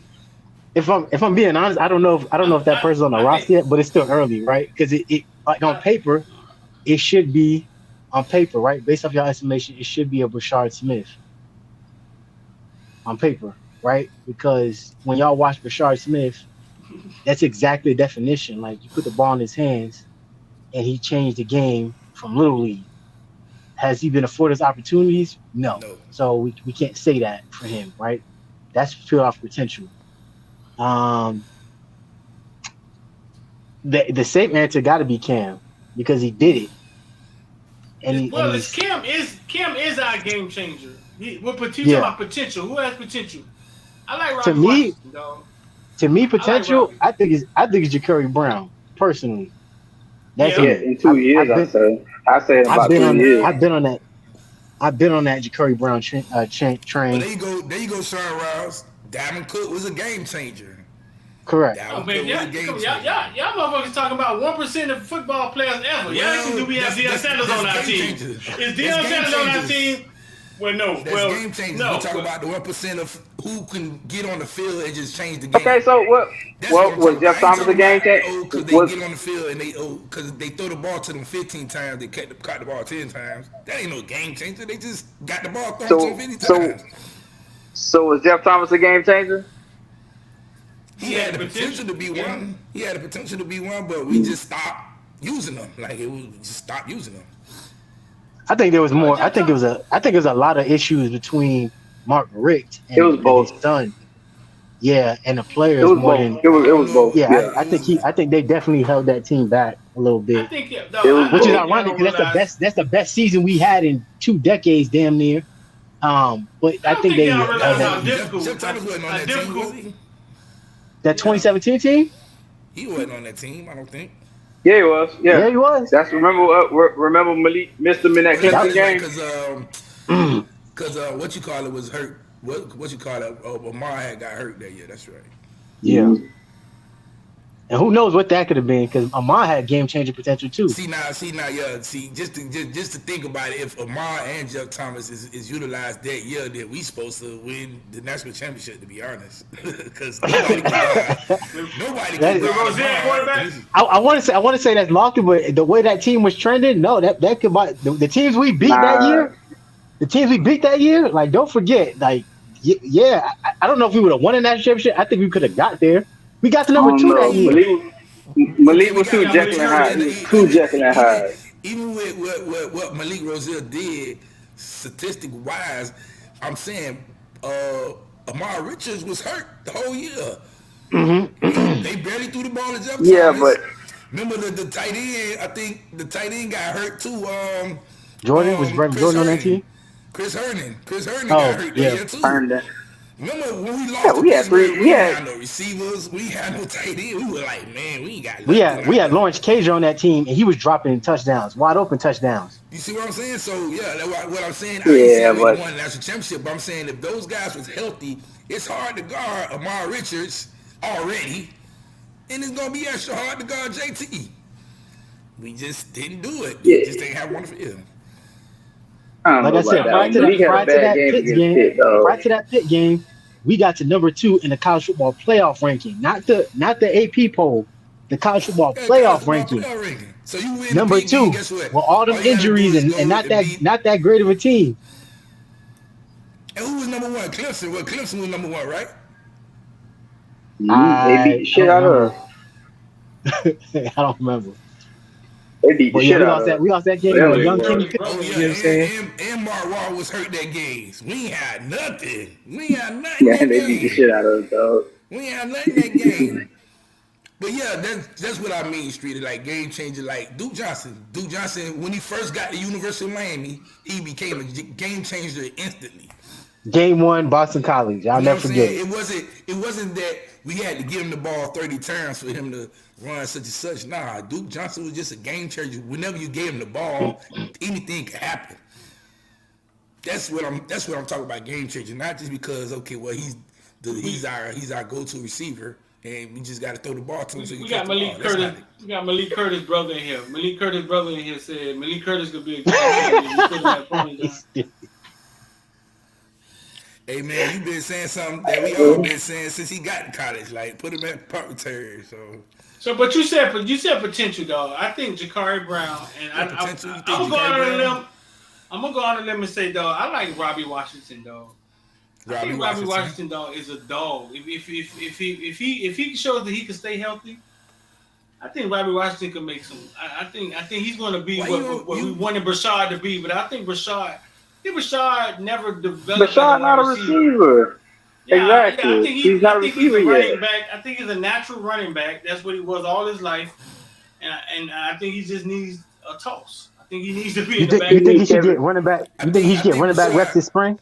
I think Brashard in this offense we have, I think Brashard gonna do pretty good. Because Brashard just needs to work. They can use him as a running back or as the slot, which you could have him out there with another running back and just still do running back or wide receiver things. The thing about Brashard is giving him the ball in open space so he can continue running. Not throwing him the ball and then he get tackled. That's not his forte. Get him the ball in open space so he can continue running. That's why I think he's gonna do good in his offense. He just needs somebody to teach him how to play receiver. He needs to take. That's why I'm really hoping we get Kevin or Hank. I really want us to get Kevin because he needs a technician. He needs somebody to teach him how to be a receiver. He's not there yet, and that's all it is. Once you do that, and somebody can teach him the technical aspects of being a receiver, then we can start talking. But I hope we don't waste this man's career, though. I wish he's. Did he run back punts and kickoffs last year? He did a punt, and then I think he had buffed one, and then that was it. They didn't put him back there no more. He muffed a punt last year? Yeah.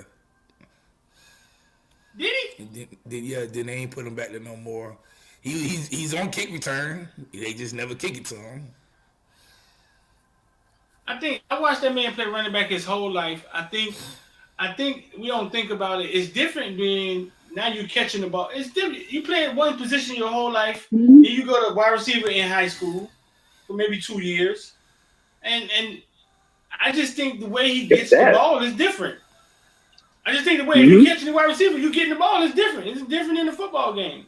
And I think he would be a better running back, dog.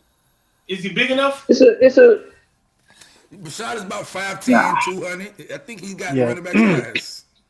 He's 5'10"? 5'10", 194, yeah. Yeah, he got running back size. That's running back size right now. That's not Mario running back size, but it's running back.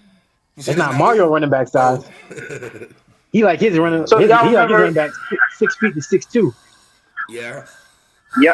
Y'all remember that pass that he dropped against Texas A&M? The last pass he dropped against Texas A&M? Yeah. That was a receiver's catch. That's why he couldn't catch that ball. That was a receiver's catch. He wasn't ready for that type of pass. TVD should have threw it in a different way, but you give Rashad a year working with a real receivers coach and he makes that catch. He just wasn't ready to make that catch. So that's exactly what I mean. That's a perfect play. That wasn't a play forward. That wasn't a throw that you throw to a running back. And he's not a complete receiver yet. TVD threw that ball wrong. He wasn't ready for that. I agree. I think Robbie could be one, but I think Ray could be one even more. Because I just think out of those two, Ray is the better receiver. He's the better receiver. Because he's been doing it longer. Yeah, because he's been doing it a lot longer. You know. So have we given up? We giving up on X? Well, X is not. He's not a game changer. X is just a good. That's not a game changer. He's just solid. Yeah. But when I'm asking, he's a first down maker. Yeah, best receiver. You can't give up on him. Yeah, he got best receiver. We're not giving up on him. Period. Point blank. Ain't no way around it. He's the best receiver. This is what Gaddis told me. This is what Gaddis told me. I don't know about that. Gaddis said. Not that his opinion matters anymore, Street. But Gaddis said when he came in, he looked at Restrepo and he laughed. He said about 2 weeks into practice, the man had never lost a rep in practice, and Gaddis said I will take him with me to Alabama. That's what they showed him. I think it was. God, start laughing. Yeah, we stand on the sideline talking. We ain't talking to the press. This is me and him talking. Mm-hmm. He wasn't talking to the press. He's just me and him on the sideline talking. And that's what he said. He said he had to eat his words. He said X never lost a rep in practice. He said he would take it with him anywhere he went. We'll see. It's the same kid I've been explaining to y'all from day one. Now, is he Devin Hester? Is he Amari Richards? No. But is he good at what he do? He's KJ Osborne? Mm-hmm. He may be that. Braxton Berries. I didn't want to say the white. I didn't want to go with the white guy. I didn't want to go with the cliche white guy. We going with it. I didn't want to go with the cliche white guy. Hey, Kyle, you know on defense who's a game changer? He just got to get in the game.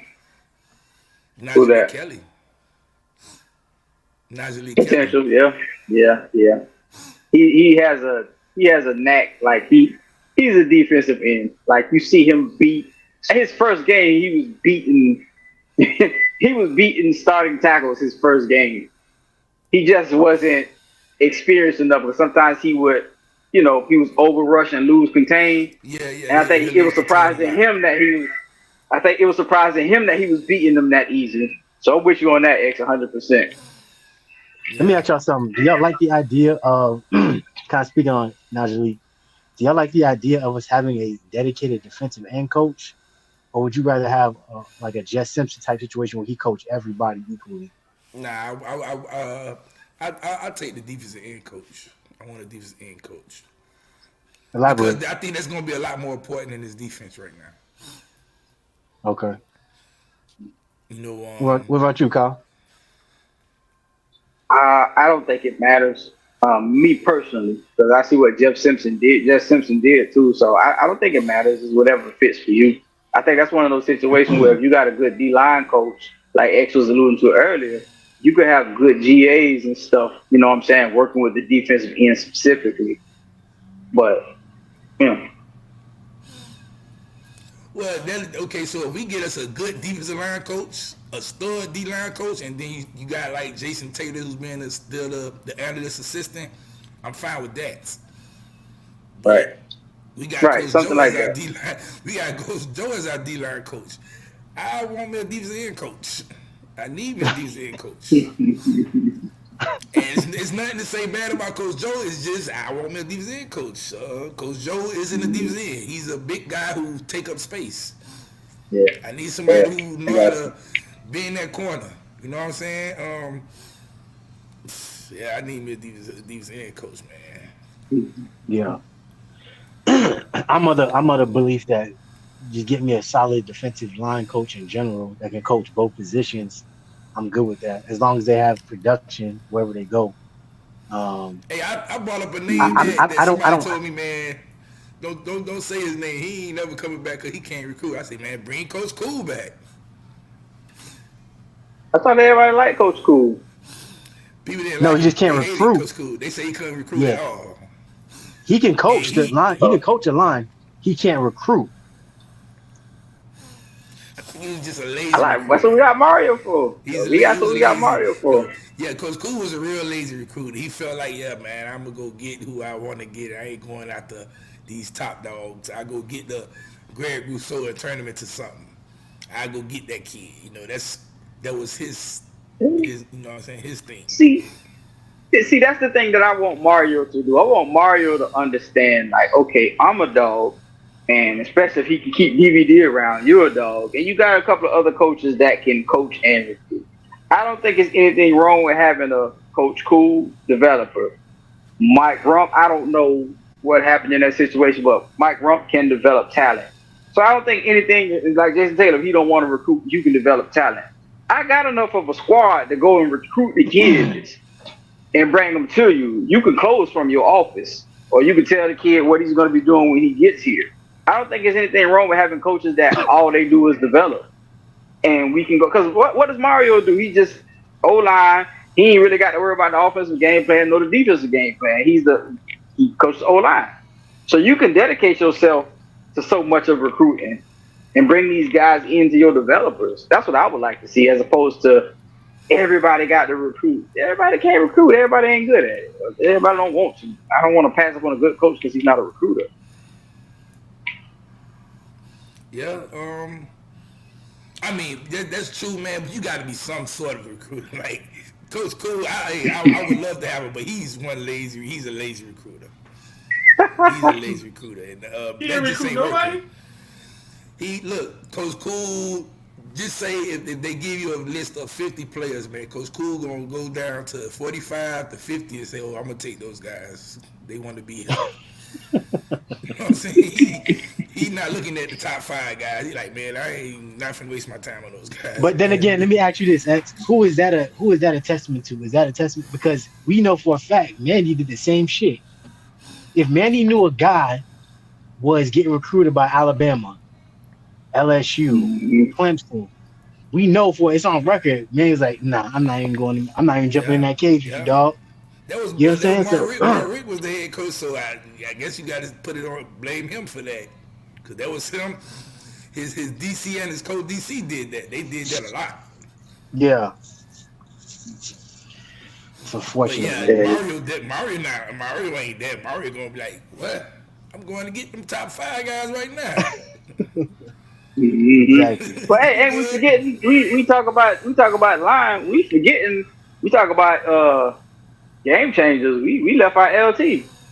Can LT be a game changer? You said. Oh, we did. You said LT earlier. I didn't say that, did I? LT potentially. You said LT. Yeah, you potentially. did. You said LT. Oh, my bad. Damn. Edible might be kicking in. My fault. Yeah, listen. If LT is LT who we think he is, he's definitely that guy. Going back to that, look, when me and Streeter went and did the Palmetto versus West game, man, the first play, this guy's in, he's in the backfield, and I was like, I looked at everybody around me, I was like, y'all see what he did? Y'all see what he just did? Like, the ball was hyped, and he was there before the ball even got handed off. I was like, oh, It couldn't block though. So if LT. Well, what about Wesley? What about Wesley? Good linebacker or a game changer? Great linebacker. I wouldn't say the game changer like that. He's cerebral. He got it's hard for outside linebackers to really, because they depend a lot on the mid linebacker. Yeah, game changer linebackers, like you got to be like Denzel Perriman, Dan Morgan. You know what I'm saying? You got to be like that. Like those are game changers. Like just that's how I see Popo. Dan Morgan was at U. Dan Morgan changed games.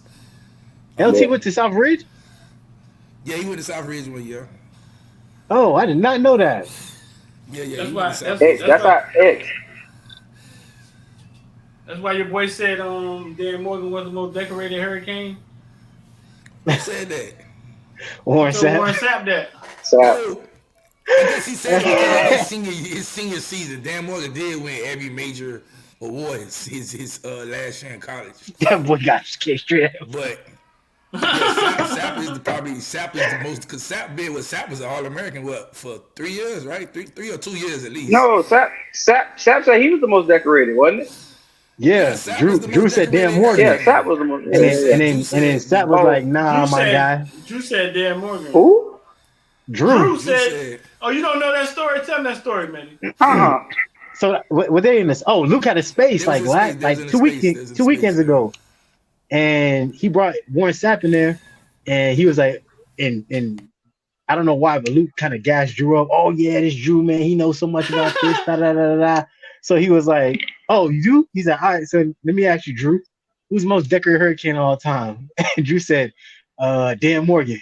He was like, no, wrong. We already on a bad start. He said, it's me. Hey,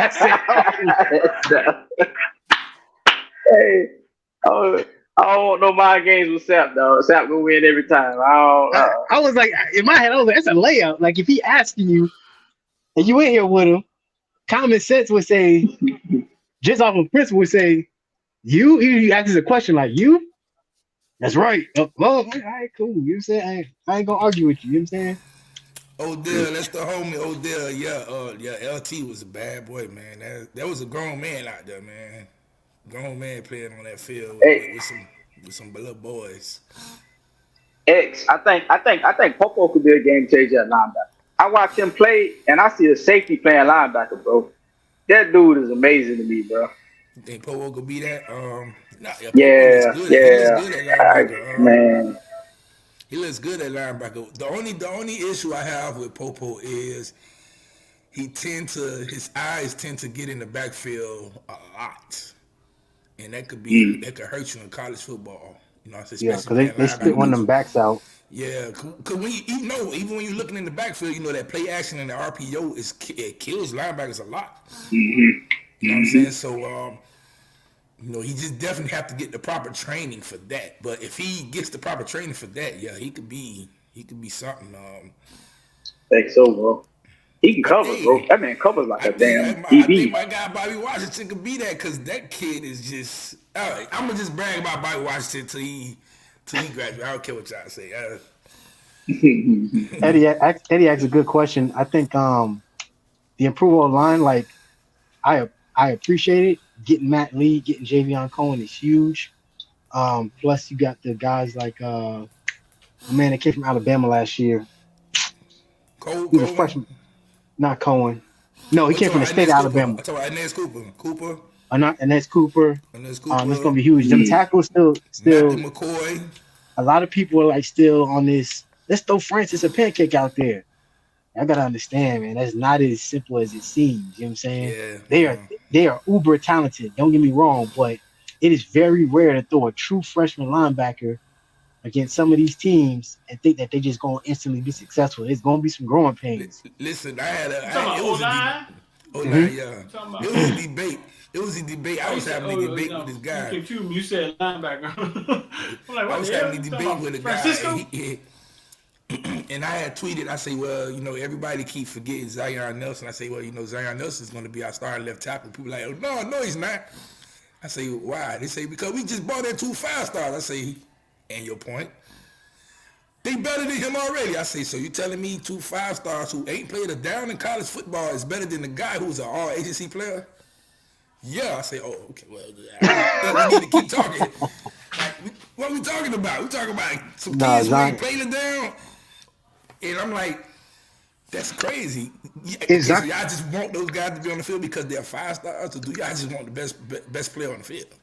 Yeah, if Zion is healthy, I'm gonna be honest, I completely forgot about him because he was so in and out of the rotation last year, and I kind of assumed that he would just take his talents and run the league. But if he is here, yeah, I think that's obviously when you're starting. That's your starting left tackle. Man, you see Zion body, dog. Zion look cut up like he look cut up right now. Oh, for real? Man, look cut up like he got muscle.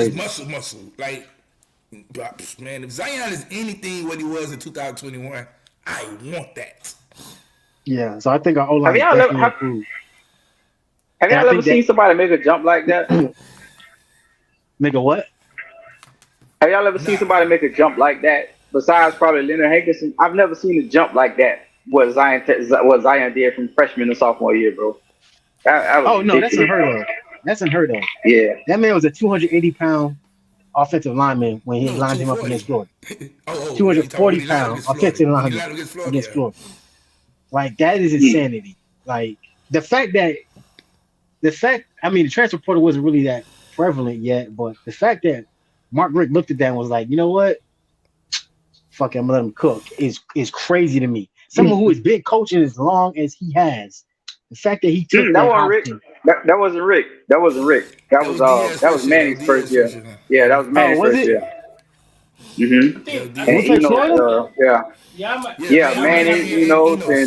Manning, Enos. Yep. Y'all may not be a fan of this, but I think Florida State quarterback made a pretty big jump this year, though. No, we talking about from freshman year. You talking about body wise? No. I'm talking about production. I'm talking about playing. What are we talking about? What are we talking about? I thought you were talking about body wise. I'm talking about production, bro. Zion went from Zion was like he belonged on the field. He been in college for 6 years. Like, he better have made a big jump. He been in college forever. Yeah. So when he played, so when he played last year, when they beat us the year before that was his quarterback. That was his fourth year in college. That was his 4th year in college. He played the year before that when we beat them 52-10. He was there. When our defensive line was slamming him on his neck, he was crawling around the field. So how many years he been having in college? He's been this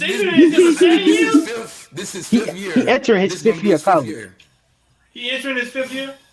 Yeah. So his jump came in between. So his jump came in between. Because he didn't get good until it was gradual. Every year was a little bit better. Like, Zion went from nothing to first rounder in a year. Yeah, Zion freshman year. I think I put the stats up there. Zion freshman year, he gave up almost. It was crazy. It was almost 20-something sacks. Yeah. His grade was crazy. Sophomore year, terrible. His sophomore year, he dropped to 9 sacks. Then his junior year, he only gave up 3 sacks. Yeah, Jabari Zuniga, like You should have his name tattooed on his forehead for how he did that Somebody man. say Greg Russo. Well, I think Greg Russo. But that Greg was, Russo was good from day one. Yeah, Gary Russo. Remember if Greg as a Russo as doesn't a get hurt, if Greg Russo does not get hurt his freshman year, he plays. Remember he broke his his ankle or leg, something like one of them. I think he's talking about his size. He made a jump in size. Like Greg Russo gained 30 pounds. Greg Russo and Phillips both. Miami did a hell of a job putting weight on those dudes. Yeah, they did. Phillips looked like that's what the program does, though. Was that Philly? Yeah. That was Philly, right? Mm-hmm. Yeah, but Manny, Zion, that first game of his career, Zion was out there going up against a 23-year-old grown man. Yeah, that wasn't fair. That wasn't fair at all. Yeah, that's just a mismatch. Yeah. You should blink your eyes. So I'm surprised they didn't discourage him, bro. The man came back strong. He kept coming, and you know what I'm saying, he got better.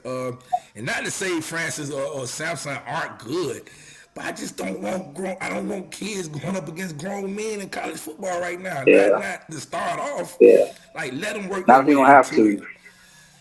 Not if you don't have to. It, man. You know what I'm saying? And then again, like I did say, look, I'm not opposed to one of them being the starter on the right side. I could take that because you can always help on the right side. Eddie, you mean David Feely, not Jay Feely. Yeah, I don't want them starting on the left side, not protecting TVD blind side. Come on. Like, that's... We already know Zion got a clock in his head. I think it's going to be a competition in spring between... I think the right side, I think one of them can get either between Malgoa or Okunlola. One of them could definitely grab that right spot, but I wouldn't be mad if there's a right tackle in the portal we can just get. Personally, what guard spot is Cohen taking? The left or the right, or does it not matter? Most likely it'll be the right, Jalen, because Jalen Rivers will be on the left. I think when Zion and Jalen Rivers. I thought Cooper was on the right side. Okay, I mean left. Yeah, Zion left and Rivers is left. Cooper will be on the right. Well, no, somebody. Well, hold on, because Cohen is gonna start. So Cohen's gonna start. Cohen to be the right guard. Rivers. Cohen's going to the right, and Rivers gonna stay on the left. So Cooper going to the bench. Okay. I'm just saying. Potentially. It's a battle. Yeah, it's all right. I'm just saying potentially. And again, like I say, you could move. I mean, I would move Rivers to right tackle because Rivers, that was his natural position. That's what I said. And that's what I said. I would have Cohen and Cooper at the guard. You could move Cohen to the left and let Cooper stay on the right. Kick Rivers out. Rivers on the left. I mean, right. I'll say this. Alex Mirabal got his work cut out because he said it. He said, I cut off one of my limbs if we can't block. So he said that last year. He lied.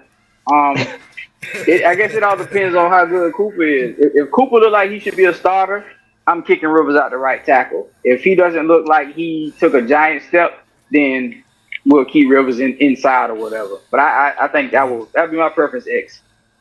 Cooper's a big boy. I would love to have him out there. Another name. We doing an excellent job of getting his name out there almost every other week. Matthew McCoy. Everybody forgetting about Matthew McCoy. Yeah. Because Mario was very high on this guy. They very high on him. Like very high. So his name was kind of not being thrown out at all, which is crazy. But yeah, I feel like the only set spot going into spring is probably Matt Lee. Just because of the way they talked about him, how they brought him in when they said they kind of had like an interview for him when they brought him in, like showing different schemes and stuff like that and blocking schemes, and they said they were blown away by what he was doing. He's already became the alpha of the offensive line. Yeah, he's vocal. He's vocal. Well, he's very vocal. That's no competition anyway. Had a long time. He's vocal. Yeah. And then he no competition now. He go to kicker. He played in Gus Malzahn's offense. The offense is similar to Coach Lawson's offense. Coach Dawson's offense. He knows it already, so it's a lot easier for him to take the concepts. The only reason why I don't play because 225 point. The only reason why I say Cohen is set on the line yet because Cohen, they said he's been cross trained very well, so he can play multiple line positions, so he's more like a plug and play, just kind of what we need him. Yeah, wherever you But need Lee, him I think, is absolutely the starting center next year. Mm-hmm. No question about it. Yeah, no question. And shout out to Cohen too. I think he just got engaged to his girlfriend. She bad too. Yeah. Hey, You got him one. Somebody made a joke. She got her one. They were like, dang man, no wonder he left Beverly to come to Miami. Because if she was coming to Miami, I ain't gonna lie, I would probably be like, yeah, I gotta get too close, man. You see my girl, she going to Miami. I can't have her down there. You gonna let her loose in the streets of Miami? Absolutely not. Yeah, I'm going. She was coming to Miami first. Yeah, she got accepted into the law program. I think that's how they kind of finessed Ruiz to get him to come down. She got accepted to Miami's law program. Yeah, you know they got clout over there, right? Yeah. Nah, she obviously he got him one. Now she got her one. She don't secure that bag. That's what she don't do. Secure the bag. I mean, hey, he don't secure that bag. Why not? My dude might go to the league. We'll see. Mm-hmm. She said she got her head. She like I said, she doing law, so she got her head on straight, man. Good. She does look good. And I seen that picture. Oh my God! This is a student. Man, I need to be down there a lot more. What is this? Let that boy become a top 10 pick. Friday night, I spoke to Bane. Ain't that Malik something? I actually saw Bane at this game, so I'm gonna tell y'all a story right quick, and we're gonna get up out of here. That's Malik Allen, former NBA, played for the Heat. Malik Allen, right? Played for the Heat. Now he coach for the Heat. That's him and his son right there. The other night I went to go see Westminster and Riviera play. His son, who plays for Riviera, my homeboy, my best friend Frog team, played against, what's the name, son, X? What's his name? The Vernon Carey's son, yeah. Vernon Carey, this last son should have played football. He's not like the other son. Yeah, he big. Oh, okay. He should be a tackle. He should have played. This one should have played football. But they played against Malik. It was up by 20 on Malik Allen's son. I think his name is Dante Allen. And Frog is the coach for them, man. Frog coach for Riviera. Oh, okay. And they came back down by 20, and they was down by 1 right here. Now watch this.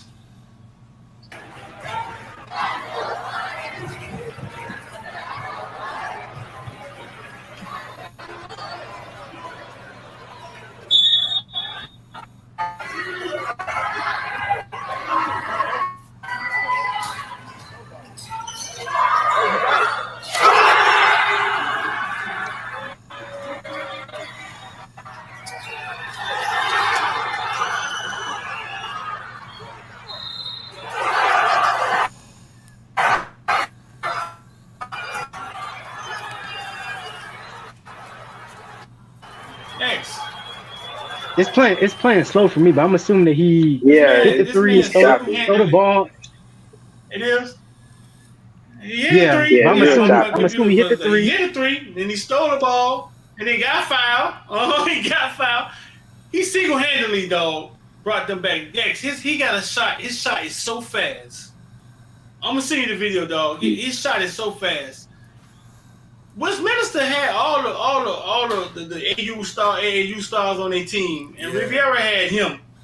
They had him and a big boy, because their big African was hurt. They had like a big 6'8" African. He was hurt. And basically Bane was there watching, because Bane and Frog, their family is kind of like. And I talked to Bane. I said, Bane, you look kind of rough on them pictures, dog. It was tough for you out there in the beginning. He said that first week was hell. He said the first week was hell, and he said then eventually he caught on, and now he good now. And I just told him to hang in there, man. When shit started looking weird, man, just remember why he there.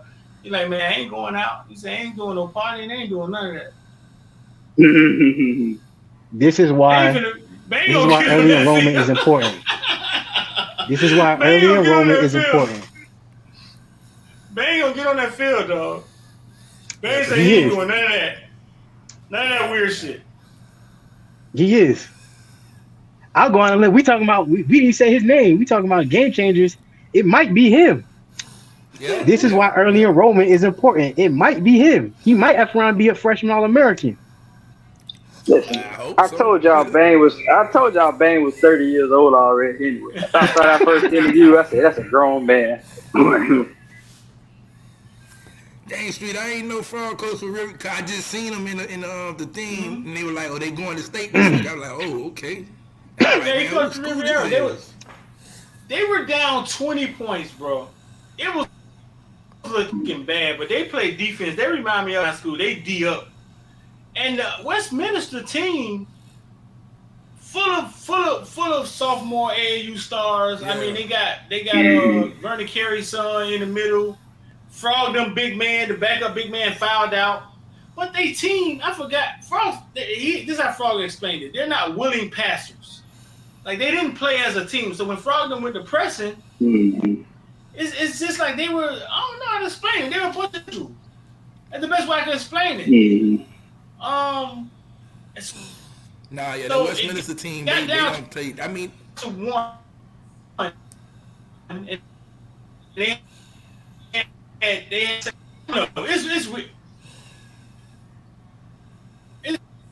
You breaking up, Street? You in the portal? It's weird the way these kids play basketball these days. It's different than we play X. I don't know how to explain it. No, it's real different because I seen that Westminster team play, and I was like, dang, why, they man, look, they got a team. They got guys who play on the team, but they just don't play together. It's like everybody out there trying to. What I said, it looked like they out there trying to do stuff for Instagram or TikTok. It's not like they out there trying to win the game. You know what I'm saying? For them ballers like mixtapes.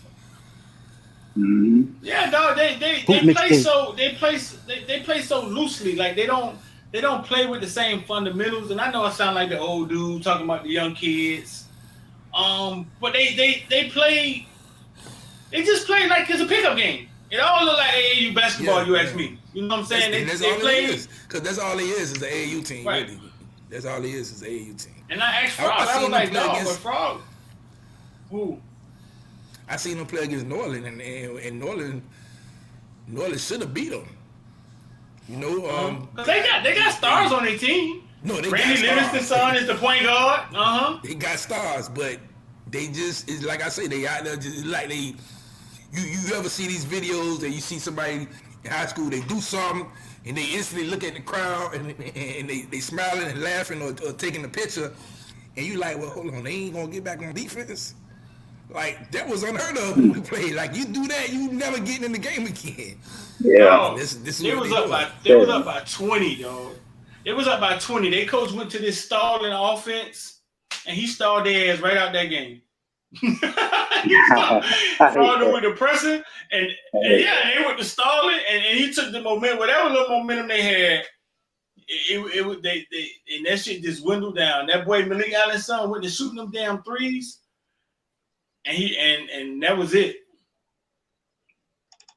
You know what that remind me of? You know what that remind me of? The way you explain it is when whatchamacallit beat IMG and coach was like, they don't play for each other.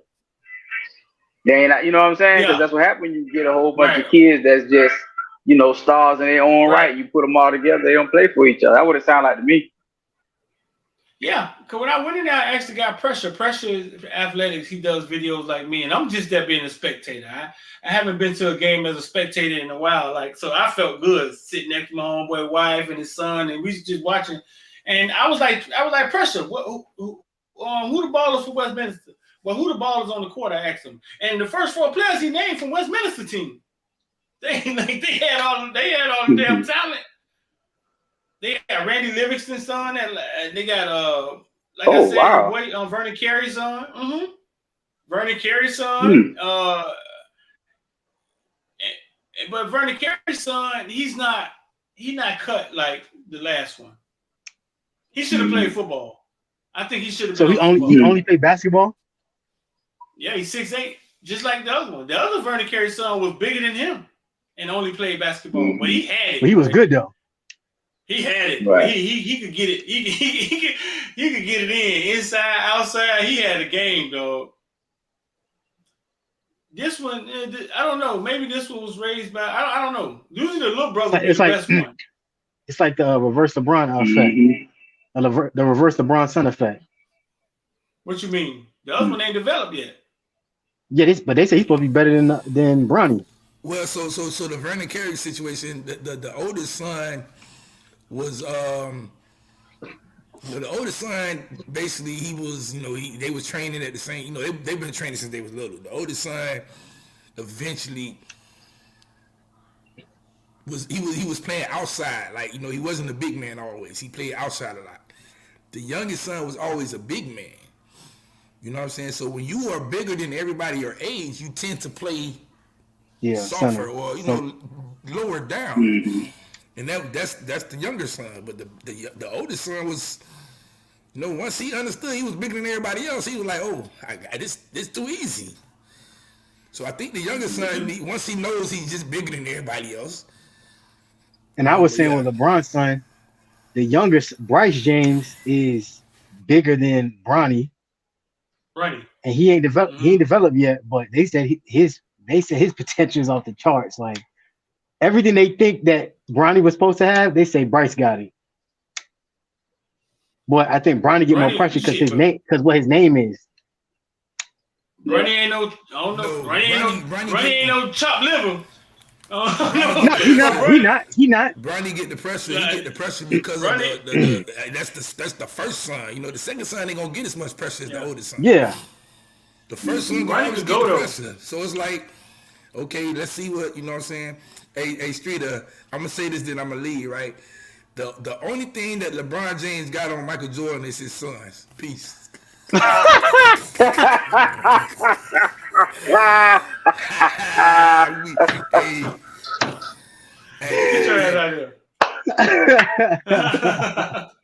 Touche.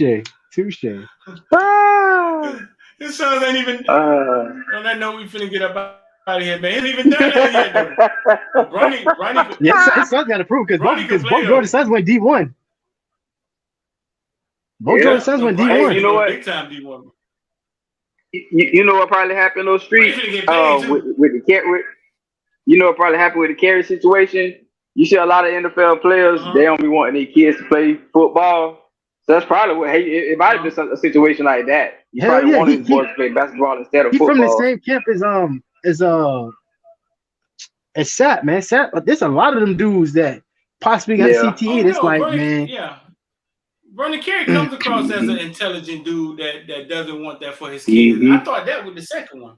Yeah, the second one. Yeah, Sap's the same thing. Sap's whole thought process is he don't think kids should be playing tackle football till age 14.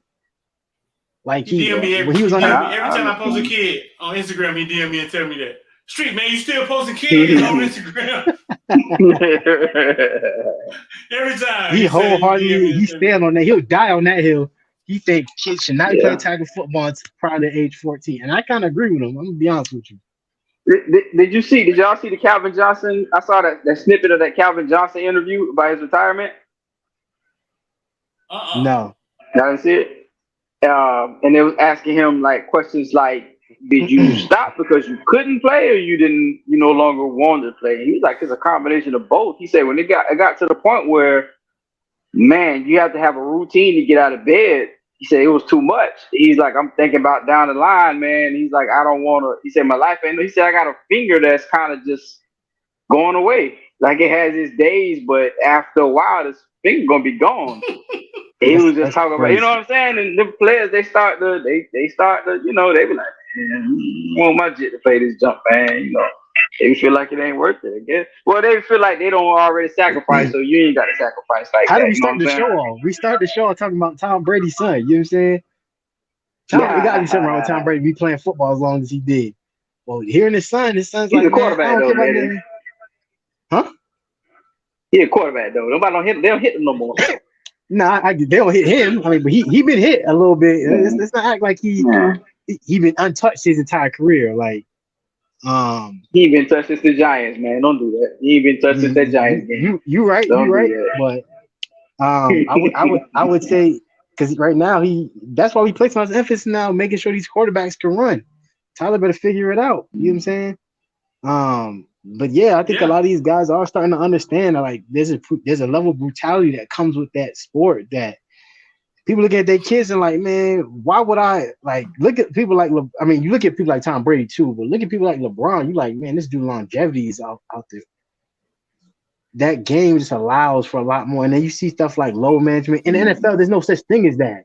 I mean, guys do it, right? Guys get hurt and then they be on IR or whatever, but there's not like a load management like, hey, this week, you know, our two starting left linemen, we just gonna sit them down. You know what I'm saying?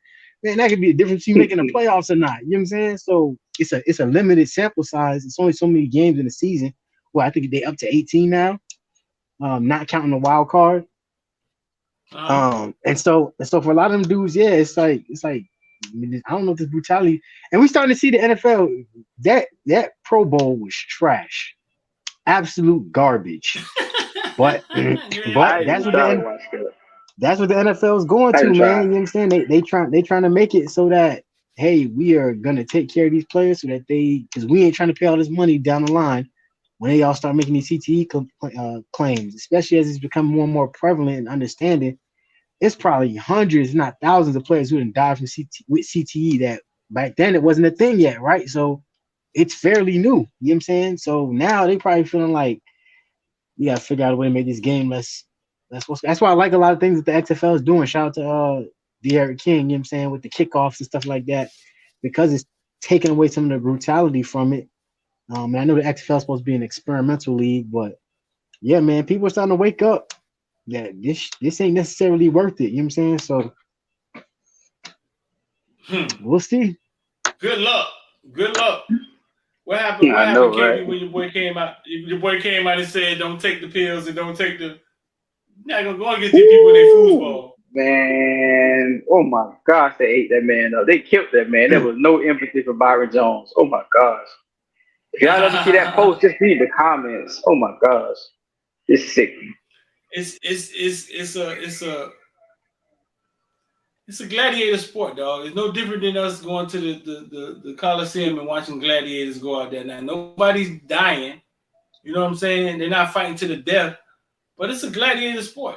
But it's our entertainment, and you better not try to touch it, man. You keep screaming, you boycott the NFL, you want to, somebody gonna catch you on fire one day. You gonna get the right one. Somebody gonna set them on fire. Oh man. Don't listen.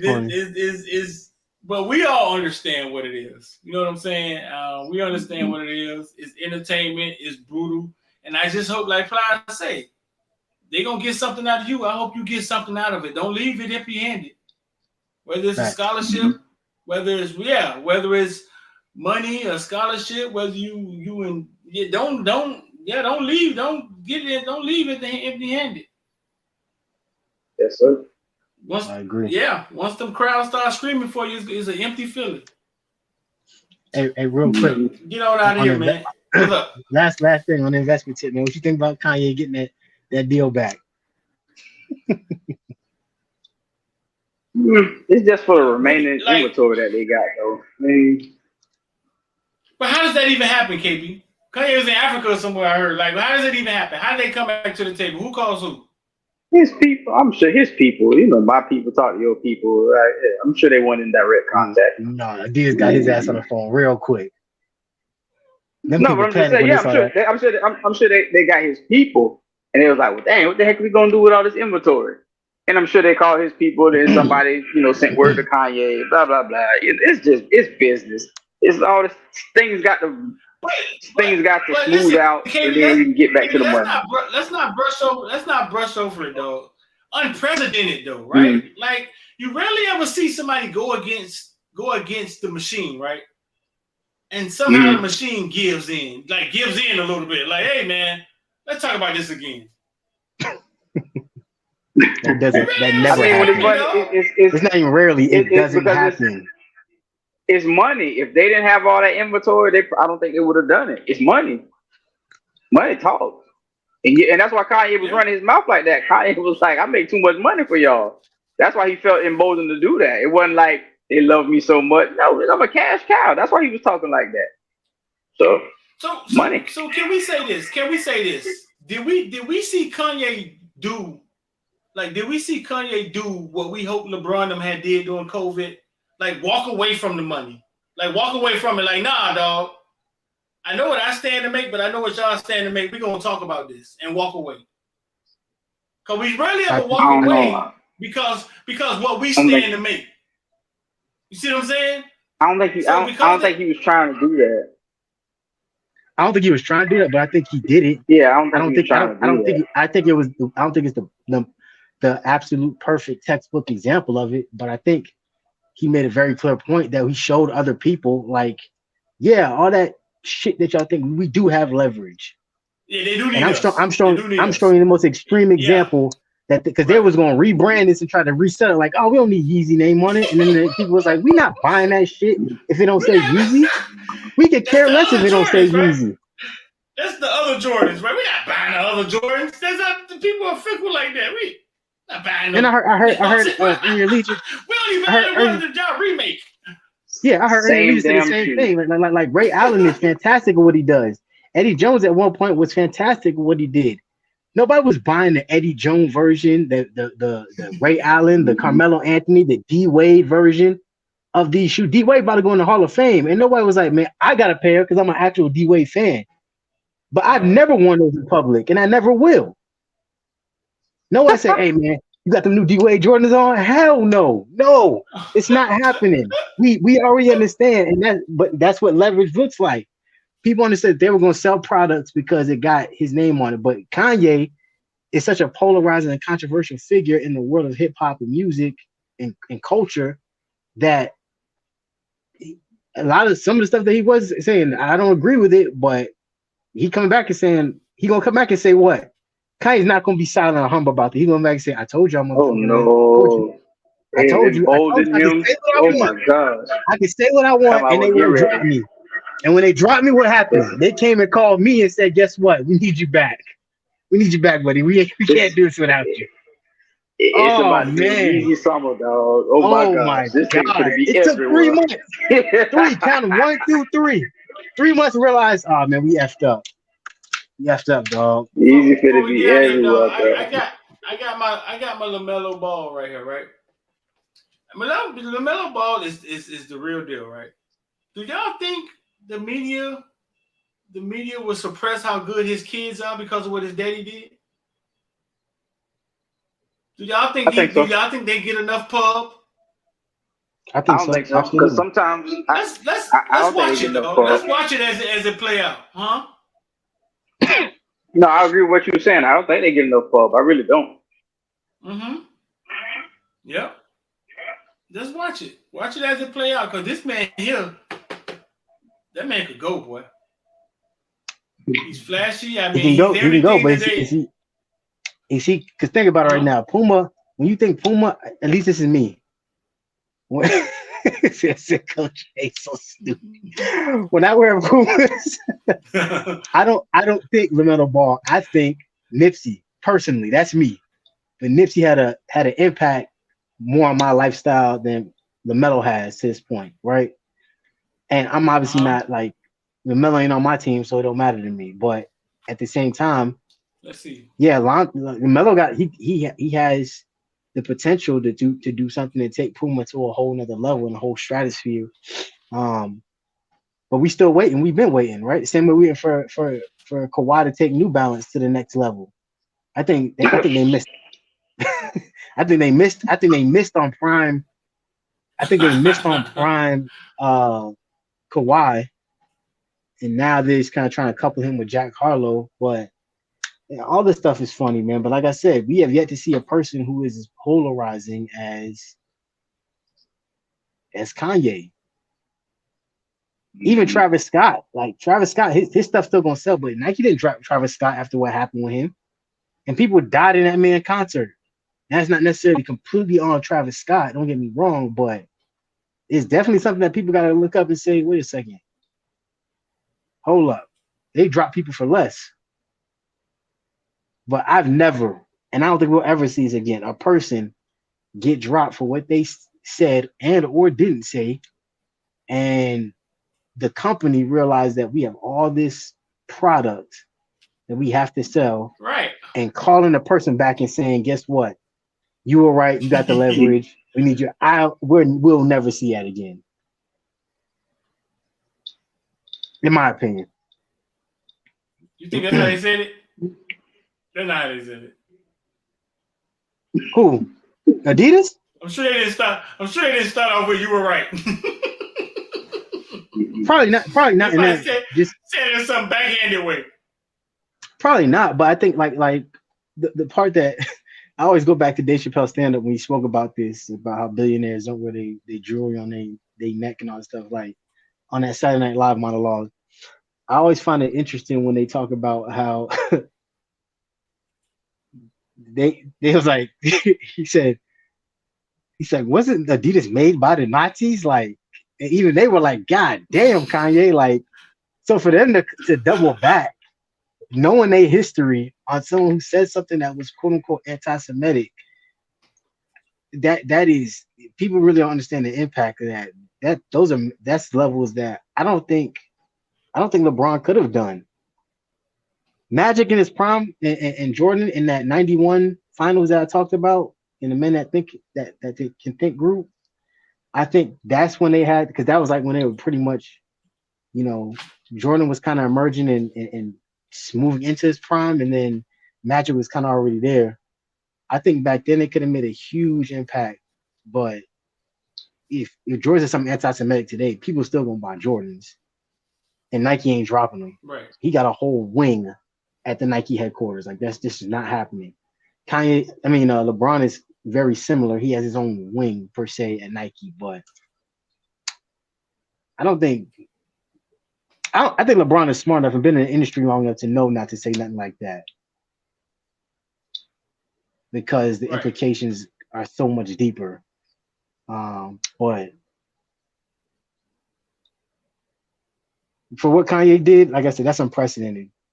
That is legitimately unprecedented. I don't think we will ever see another entertainer, sports figure, athlete ever do something to that magnitude ever again, and just simply have the company come back and say, "Hey,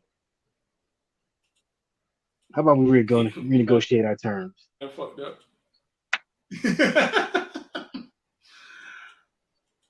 All right, man. But listen, man. Shout out. We got some ballers in this picture right here, but we got Jeremiah Smith. We got Austin right here, the quarterback out of Pahokee. He's a sophomore. We got CJ. Got some ballers in that picture right there, boy. We was out there with Jeremiah Sunday, man, shooting some work video in? and stuff. We got some stuff coming. Yeah. Mm-hmm.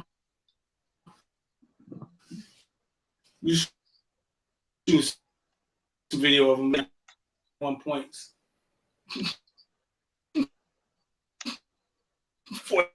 41 points at halftime. I said, "Hey, this might be crazy." You breaking up some street. But on that note, man, we're gonna get up out of here, man. All right, y'all good? All right, fellas. Yep.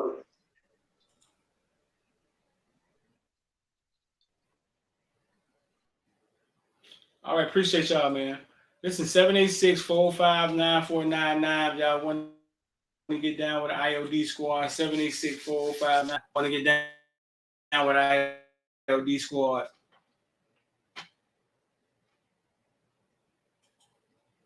We talked about Pat Mahomes in the beginning. We talked about something with Pat Mahomes. We got into Mel Kiper. Y'all got to scroll back to see that, man. Go back to the beginning. If you want to get down with IOD Squad, we got like 15 more spots for $12. I'm going to put the note. I'm looking on the screen, scrolling at the bottom. 786-405-9499.